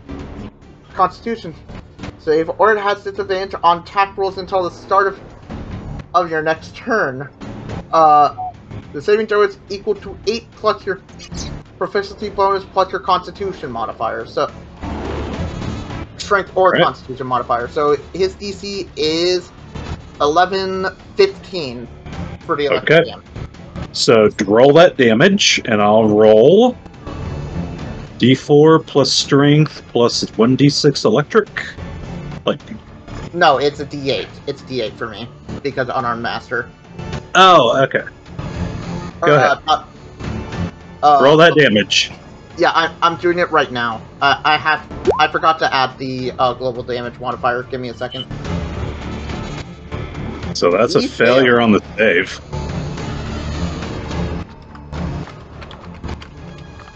Come on and sling. Come on and sling. And welcome to the jam. Give me a second. You should have brought more thugs.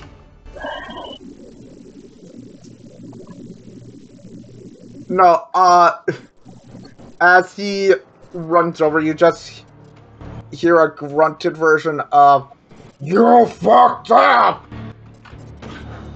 As, here's the damage.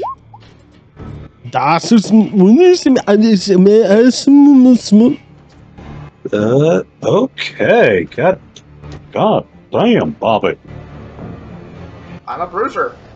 1d8 plus 1d6 plus 3. Big rolls. Let's go. Okay. That what you got? Well, yeah, since you didn't give me multi-attack. All right. How are we supposed to get multi? I found a way. I mean, what about your offhand? You can offhand unarmed, Are you right? allowing that? All right. As a bonus action. 16 to hit. That hits. So I imagine no modifier to the damage? Are we doing Nope. normal? No modifiers. How do you get a fight? Did you have the fighting style, or do you have the feat, or whatever it is? Nope. All right, then. I have unarmed master is the thing. Or unarmed. Tavern brawler. Yes, I have. No, I have fighting initiate, and I chose the unarmed fighting style. So, So that five. is 2 damage. Okay. All right. Dolly? In the case I did knock this man of out. Chaos Belt, do I have to worry about my allies being in the way of that? I believe that provides cover. If you can see less than 50% of them, they get a +2 to armor class. Okay. They would be considered half covered. There are 2 very large cryptids in the way. Well, if he aims it in a way that he can, give me a second. If he can aim it in a way where he can aim through the pseudo dragon, that wouldn't give him cover. The pseudo dragon is tiny sized, if that matters. Did you use up your once per day for Chaos Bolt? Yeah, he used it on the other goon. Yeah. So you couldn't use it again anyway. Oh. The gun got a recharge. But he has, if I remember, he has Eldritch Blast. Yeah, it does. Pew pew. Which means 2 shots. It's still to hit. Should be 2 at this level. No, that's why I said 2 shots. Yeah. So I would assume Eldritch Blast would have the same problem, though, in terms of, like, ally... Yeah. Still got it to my hit. character sheet failed to load every time. God damn it. I have to do it this way. If you move, you can fire your Eldritch Blast. Like if you move to here, you could fire your Eldritch Blast, and he wouldn't really have cover at that point. Yeah. Right at the edge there. As we'll Because just the say, dragon doesn't provide cover. The second gun on the second arm comes up, so that way it's separated by the 2 of them. Yeah. And this will be presented by the Eldritch Blast. So roll Eldritch Blast twice. Actually, it's 2. Yeah, roll the second time. Oh no. Oh. There it is. Oh, no. Wheel and woe. Can we say it's a joke? I took the fucking hit for the second blast. Okay, I'll allow it. Roll damage for that second one. It's like 2 nat 1s and 3 nat 20s for you by now. You asked for this. No, I know. But I can also just resist be the it. 9 damage, because the one is from the natural 20, obviously. Yeah. Well, I thought you Or also that- had the that- invocation that lets you add your charisma modifier. Do you have I that? don't know. I have the sneaking suspicion you didn't add it to the calculation. Tom, I'll bring up. The agonizing blast is what it's called. Dolly, bringing up your character sheet right now, Tom. Actor, Magic Initiate, Eldritch, Telepath,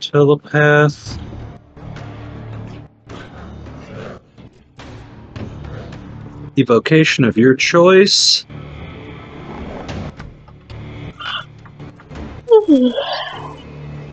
Nope, no agonizing blast, it sounds like.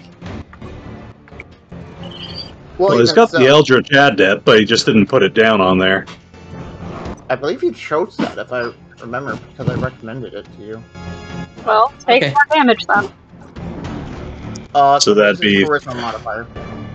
3. Okay, so 12. I am going to activate Stone's Endurance. I mean, built like a brick house, which lets me roll a d12 and add my Constitution modifier to reduce the damage. Okay.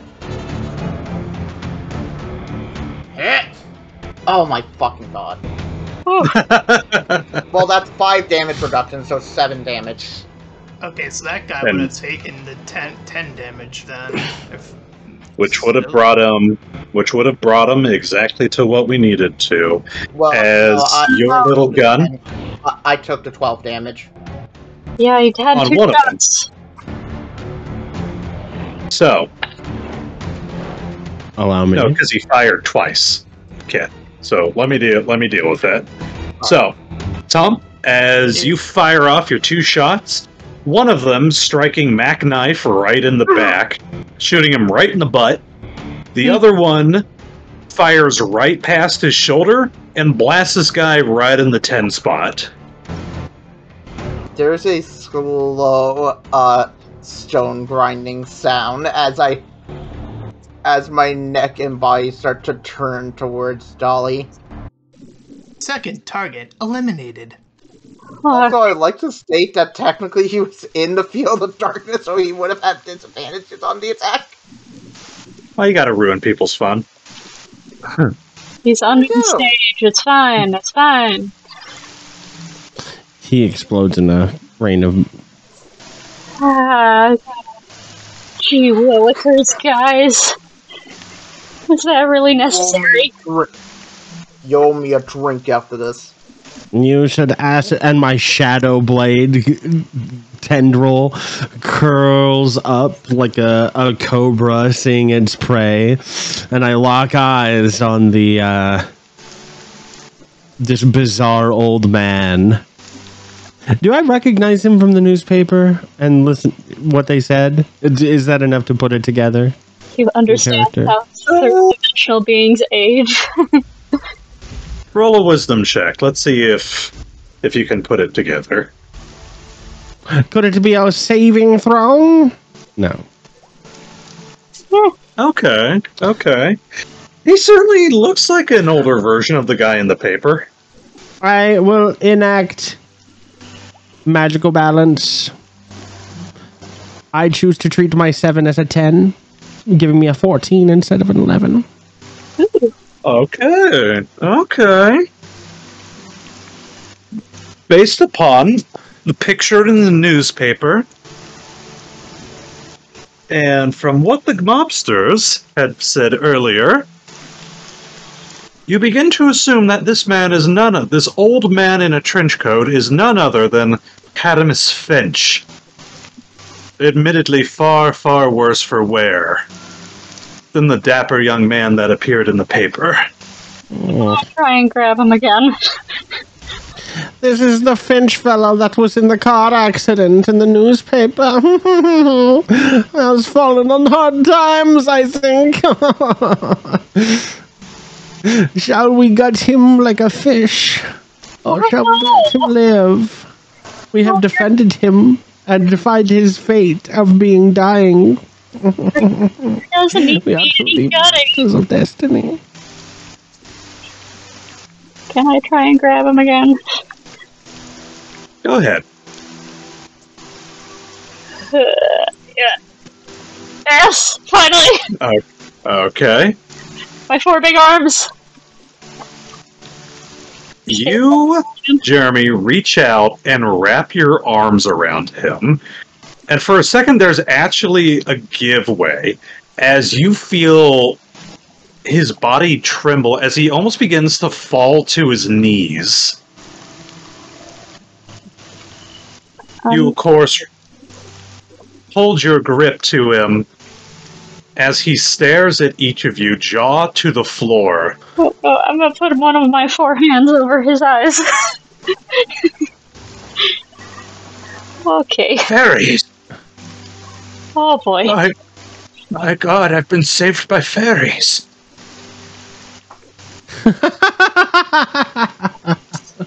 He thinks of us as pixies from one of those plays that he once put on the stage. A work of fiction itself, and yet we are very real and not pixies. Well, that's probably the best case scenario at this point. Furry. Is it because I look like a deer? I ain't no fruity fairy. Well, hey now. My dear roommate, Jeremy, I do not believe it necessary to cover this one's eyeballs. His sanity has slipped away, as all mortals' sanity must in the face of true horror. Well, I'm at least gonna face him away from the mess that Dolly made over there. I'm just gonna turn away from the gore splatter of exploded heads and whatnot. Sorry, hold on. My animals require sustenance and reinforcement, and I move over and I take one of the mobsters and just lay over the mobsters, and you hear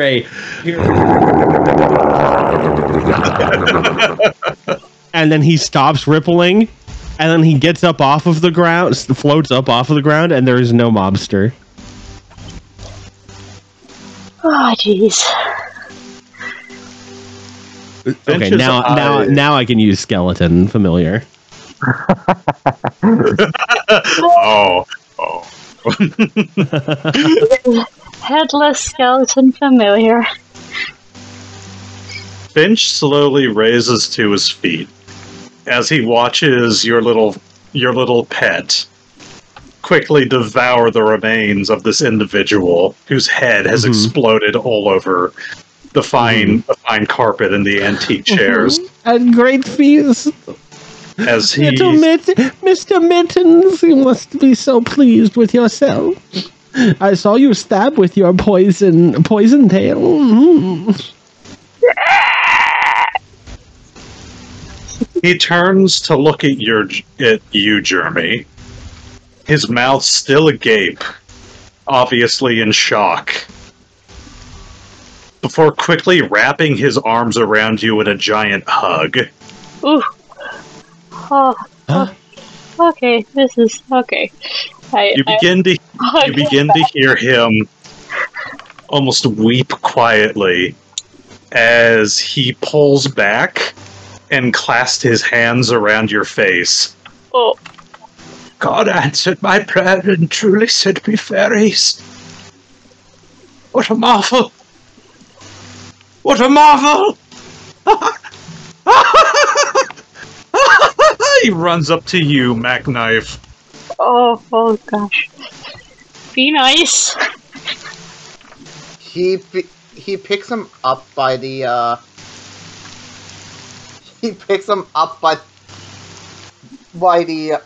back of his collar. It just goes, don't. In an excited fit, he grabs you by the cheekbones and gives you the biggest kiss you've ever had. Oh jeez. He tosses him to the fucking stage. I attempt to catch him.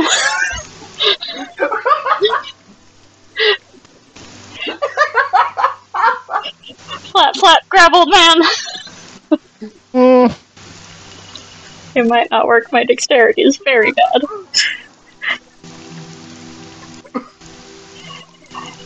If I can't catch him, I'll just use my body as a pillow. Some way to grapple people, and I don't remember what. Let's do a dexterity saving throw as you throw yourself to catch him. Oh, no. I'm sorry. Or athletics. Athletics. Okay. Athletics, acrobatics. I'm sorry, that was a bad thing. Oh, that's what it is. God darned it! Racial properties. That's what it was. Amorphous. You can squeeze through space as narrow as 1 inch, provided you're wearing and carrying nothing. You also have advantage on ability checks you make to initiate or escape a grapple. Ooh. Nice. So I guess as I see you struggling, I'll position myself to catch him if he tries to run away from you. Well, I fail utterly to catch him as he's flung towards the stage, so I don't know if I miss or he crashes into me. You see him, Jeremy, as you leap over the chairs in an attempt to catch him, your foot catches on one of the chairs as you go crashing to the ground, along with several other chairs. Finch goes rolling across the stage as you see his feet basically, he lands on his back, his feet goes flying into the air along with one of his shoes that goes flying off as he is in a manic fit of laughter, clapping his hands and pointing at you all like a child, seeing a shiny new toy. His shoe goes flying, my prosthetic leg goes flying. I was gonna say, which foot gets caught? The organic one or the prosthetic one? I am going to restrain the hysterical one so that he does not hurt himself. He makes me laugh very much with his antics, though. Be gentle. That's a good idea. Oh my gosh. 21. Whacking him. He does not resist the grapple as you go in to give him a hug. He raises to his feet and grabs onto your arms and begins to do a little dance with you. No arms? It's a puddle. It's a flying ghost sheet. He holds on to whatever part of you he can and does a little jaunty jig with you. His hands sink, it touch the fabric and sink into a pool of rippling. It looks like the metal Mario thing from Super Mario 64. The pool. It ripples like it turns from white to metallic, oily sheen as he touches it, and he just puts his hands in, and then he's dancing, and I guess I bob along and dance with him. See, I was more picturing Shadow Mario from Mario Sunshine. Let's see how the dance is. It's not a good dance. He, on the other hand, is oh god, I'm trying to think of how to put this. It's like a full Irish jig that he's doing with you on his end. Mine is I shift 2 inches down, and then after that I'd shift 3 inches upwards, and then I shift 1 inch down and 1 inch to the right. And then I shift 4 inches at an 80-degree perpendicular angle from there to really mix things up. Which basically means he's just slowly vibrating and shifting. Behold my incredible performance. You hear him shout out, "By Oberon! By Titiana! My prayers have been answered!" Oh. Look, this guy's acting a little funny. I say he's better either... Can I keep this one as a pet, please? No! Yeah, you really ought to. I will keep him and protect him, and I will feed him, and I will keep him warm at night by the fire. I will love him and hug him and call him George. You're not far off. Remember... My name is Cadmus. Your name is George now. Oh. Remember what we said about people being pets. I'm sorry, my mind immediately went there.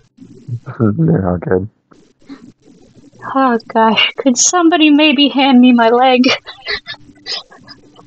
I toss it over to you. Thank you. No problem. Shuffle around, let's try to put it back on. Oh, I personally say either we whack this guy, or we call some nice men in white suits to take him to a place where he won't bother us. Well, I have serious moral objections to the idea of whacking him.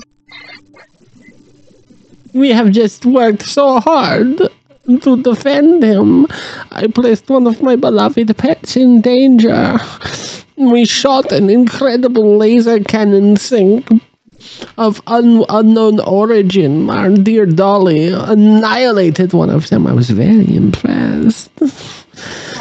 Jeez, I was really hoping that maybe we'd be not killing anybody today, but I'd really rather not make 2 be 3 at this point. It is all part of the grand tapestry of fate and destiny. Look, I know some nice people who run a very legitimate establishment. Think it's called King's Park. Now, hang on a second there. When exactly did you know these people? Back in 1920s about. Okay. Yes. Well, he has even lesser grip on the fabrics of how time and space interact with one another in this plane than I do, and I come from a dimension where age is meaningless. Also, fun fact: Kings Park would not be a thing anymore. Yeah. It got demolished back in 1996. Plus, listen, buddy. Oh, golly. Sanitariums back from in your sort of time weren't real nice places for anybody to be. It was mostly just like prison with straitjackets. So I don't think this guy needs to go someplace like that. I mean, I'm sure he's got family somewhere and people who miss him and care about him and. Everything, Storm? You say that as he moves on over to Dolly, and he is on his hands and knees as he scoots on up to her and takes her robotic clawed hands in his hands. Yeah? Now, technically, he was grappled. Yeah. Would he like to escape artist against my... You mean sleight of athletics? Acrobatics. You're on to hold on to him? I'm holding on to him. Okay. He tries to escape. Sensing that you're wanting to... He is my pet. To continue to hold hands with him, he gets down on his hands and knees and clasps your hands, or your sheets, together. Mr. Fairy. Good Fairy. Brownie. Pixie. Kobold. I am none of these things. Why does he call me these things? I, Cadmus Finch, am at your service. Oh, so you do want to be my pet. See, if he asks for it, it should be okay.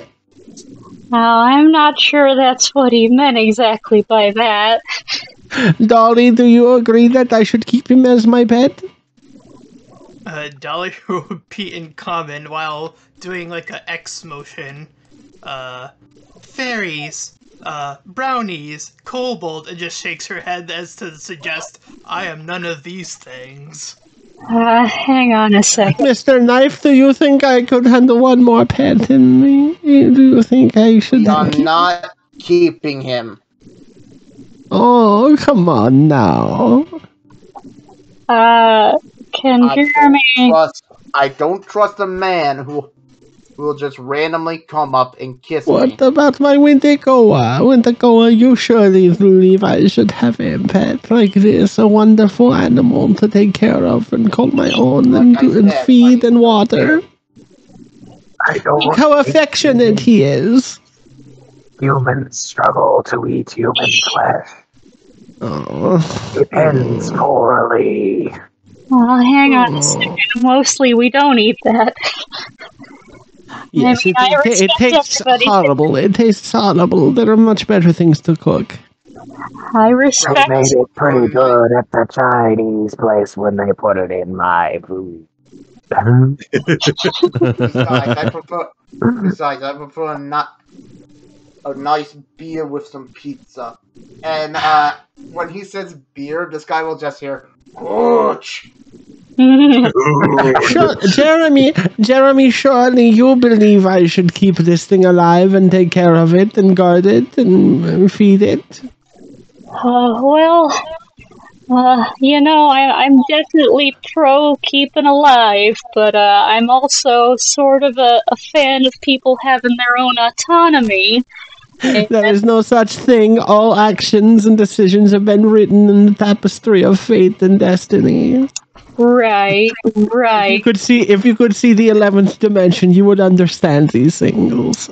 Yeah, I do have trouble imagining those sorts of things a little bit, but I'm just saying, if you do put a person in a cage, then they can't really live their lives the way that they should be living their lives. And Look, can I just try one thing real quick? Maybe. Perhaps you are right. You are right. I release him from the grapple and I float 5 feet away. Okay. But I do look over at Dolly or at Jeremy before they attempt whatever they're about to attempt, and I do say, in all of the possibilities of fate that have woven together, you have no choice. You are always going to be my friend. And so I shall trust your judgment. Well, I'm real glad about that, buddy. Do what Jeremy? you always must do. Jeremy, Yes. as you begin to approach Catamus, you see him take almost a kneeling praying position before you, almost as if a man in reverence to an angel. Okay. A hobo angel. Wait, did you reduce your illusion, or are you just the only regular person here? I'm still a hobo. I raise my hobo hands in an attempt. Magical hobo fairy. I raise my hobo hands in an attempt to communicate with sign language. I can't believe it. It's the Great Fairy King, Oberon. ASL. Yes, I know ASL. I love that nobody even noticed what I said. No, I saw it on there. I'm just trying to keep on a straight path. Yeah, It's still fine. It's remarkably still fine. I'm just gonna do the signs Wait, what? for. Fine. Sir, be you spectre, be you apparition, Your asbestos blanket is fine. Oh no, that's not what I was talking about. I, Catamus Finch, am at your service. Please, I beseech you, anything you desire, if you would just help this downtrodden bard reclaim his former glory, I shall Oh gosh. give you anything you desire. Anything, it is yours. For saving my life. For saving my life, anything. I'm gonna sign. My name's Jeremy. Any recognition? None whatsoever. Yeah, I was gonna say, bold of you to assume that this man's knows ASL. It was worth a shot. Well, technically, I did speak common a bit ago, so...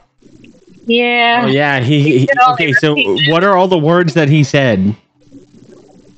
I had said fairies, brownie, kobold, because I was just copying what he was saying up to that point, but shaking my head as to suggest I'm not one of those things. Uh-huh. Yeah, I guess I'll clear my throat and in his voice say back to him, oh god, fuck. What was... Oh, no, I got it. Hang on. I'm trying to compose an entire sentence. Yeah. Help for you. I think Dolly... Huh? Dolly could say, myself need brownies. To communicate that you want food. Yeah. I was gonna say, what is he, the fucking the zombies from that one episode of Billy and Mandy? Myself is need brownies. You put at myself brownies.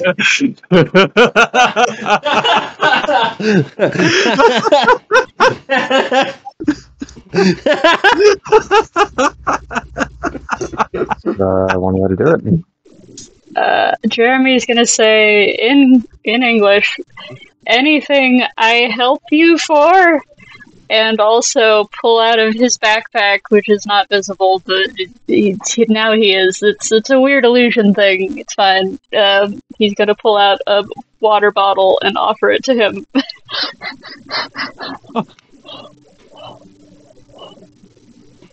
You see a single tear roll down his face as he gladly takes your water bottle and takes a sip.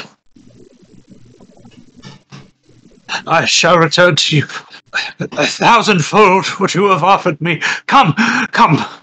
I'm sure I still have a bottle of wine. Oh gosh. So Mac immediately turns to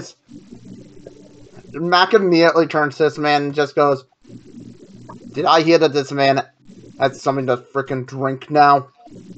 Yeah. Is he referring to the alcohol from the newspaper? It does sound like he's offering.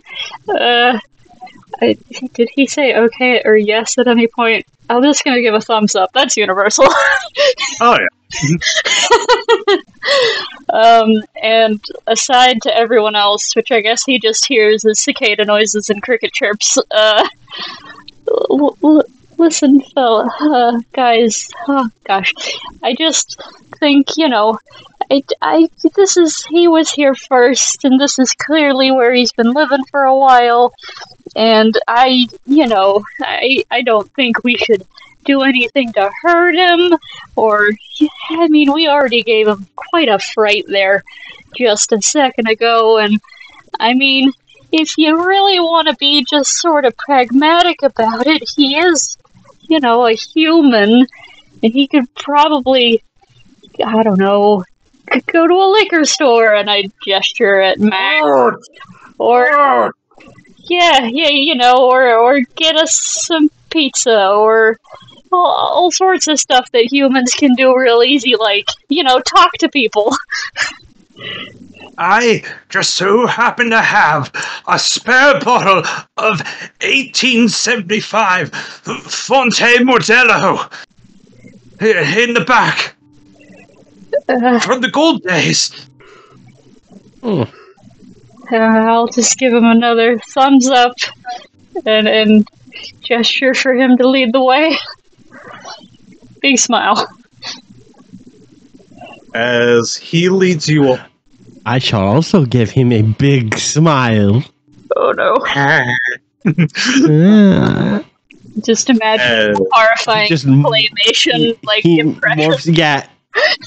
Two eyeballs slowly start to two just round. It's like Blender animation. It's just like two big sphere eyeballs come out, and a big smile. It's like an emoticon is slowly protruding from the. Why do I imagine there's multiple smiles on your body? Like you make too many orifices for the smile. Your eyes also smile.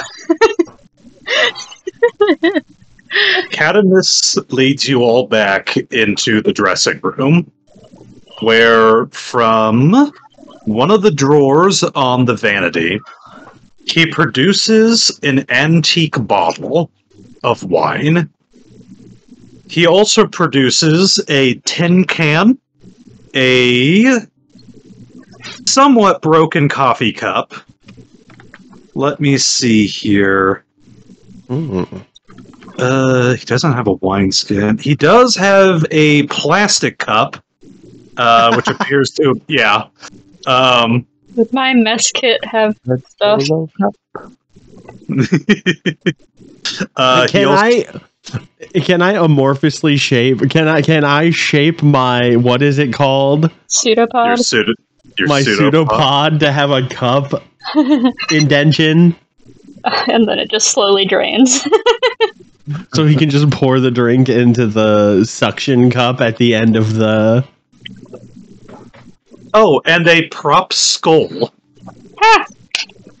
Yo. Oh, perfect! A replacement for my pet. Which he... yeah. Oh, wait.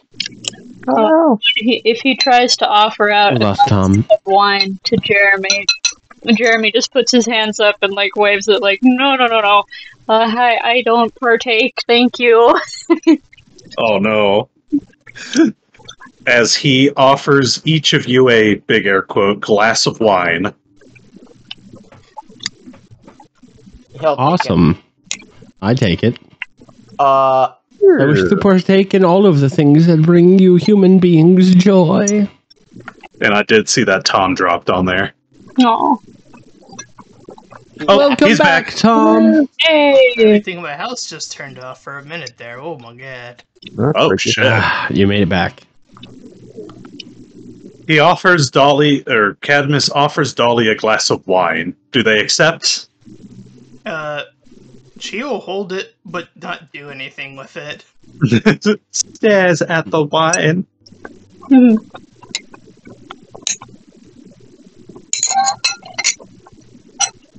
I have been waiting for this day for well over 20 years now. As he raises up a glass to each of you. You have saved my life this night. And I swear on this glass of wine that I will repay you each 100-fold by the end of the year. Anything you desire, I will give to you. I warble in joy. Return to me the relic of my people. The ancient eldritch gods demand that their truth be restored.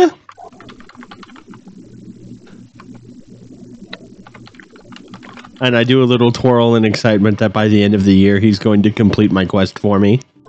And then I drink. Yeah, I'm sure he'll do his best. Ladies and gentlemen, to show business! As he scarfs down his wine, smacks his lips twice before staring down at the glass, and you see there's a moment where he's like, that's a little strong. As he instantly blacks out and falls on the table in front of him. Completely drunk. He will take. Oh no! So it's not any kind of surprise stuff inside the bottle. It was actually just wine. It is. Anyone? We'll call it here for tonight. But anyone who can roll a history? Oh boy. Question. Yeah. Instead of rolling history, could I roll something else? What do you want to? Can I roll Brewer's Kit because I back in history, I was a bootlegger. You can. I will allow you to roll your bootlegger's kit. What skill am I using this for? Intelligence. Damn, I was hoping I could use wisdom. Too bad. You know what? I'll allow you to roll wisdom on this one. Yeah, wisdom. I mean, wisdom is used for cooking. Yeah, I can see it. Medicine. Soft 20. This is, as the name suggested, a bottle of wine from, let me see here, from the 1800s. Holy shit. And guessing by the guessing by the scant scorch marks along the bottle, this one, you recognize it as being from Chicago. In particular, it appears to have survived the Great Chicago Fire. This is an incredibly expensive bottle of wine, and the fact that it is over 200 years old means that the flavor is fucking unbelievable. Also, hey, Storm, I want you We're to gonna turn funky at that point. Unbelievably vinegary. Hold on, guys. Wait, can't talk. I want you to look at the DM I sent you, because that's actually kind of funny. Ooh. There, bring it up. Born in... Oh, yeah, you'd recognize this. I was born in Chicago. And then moved to St. Louis, Missouri. Nice. Welcome to the Midwest. Moved to North Carolina, and then last of his years were spent in New York. All right. Oh yeah, I spent the last couple decades in Chicago. It's nice over there. All right. This is where we will call it for tonight. With a homeless man blackout drunk at your feet, a bottle of 200-year-old wine, and questions as to what to do. Many questions. Well, I know what Jeremy does. He puts them on something soft. Next time we'll go get resources, I guess, and figure out what's going on. There is definitely enough room within this theater for you all to set up your own little private rooms if you need to. I was also going to ask Sweet. something. Yeah? So, Mac... I listed in part of Mac's backstory that he worked different professions for the certain family he worked for, including it being construction.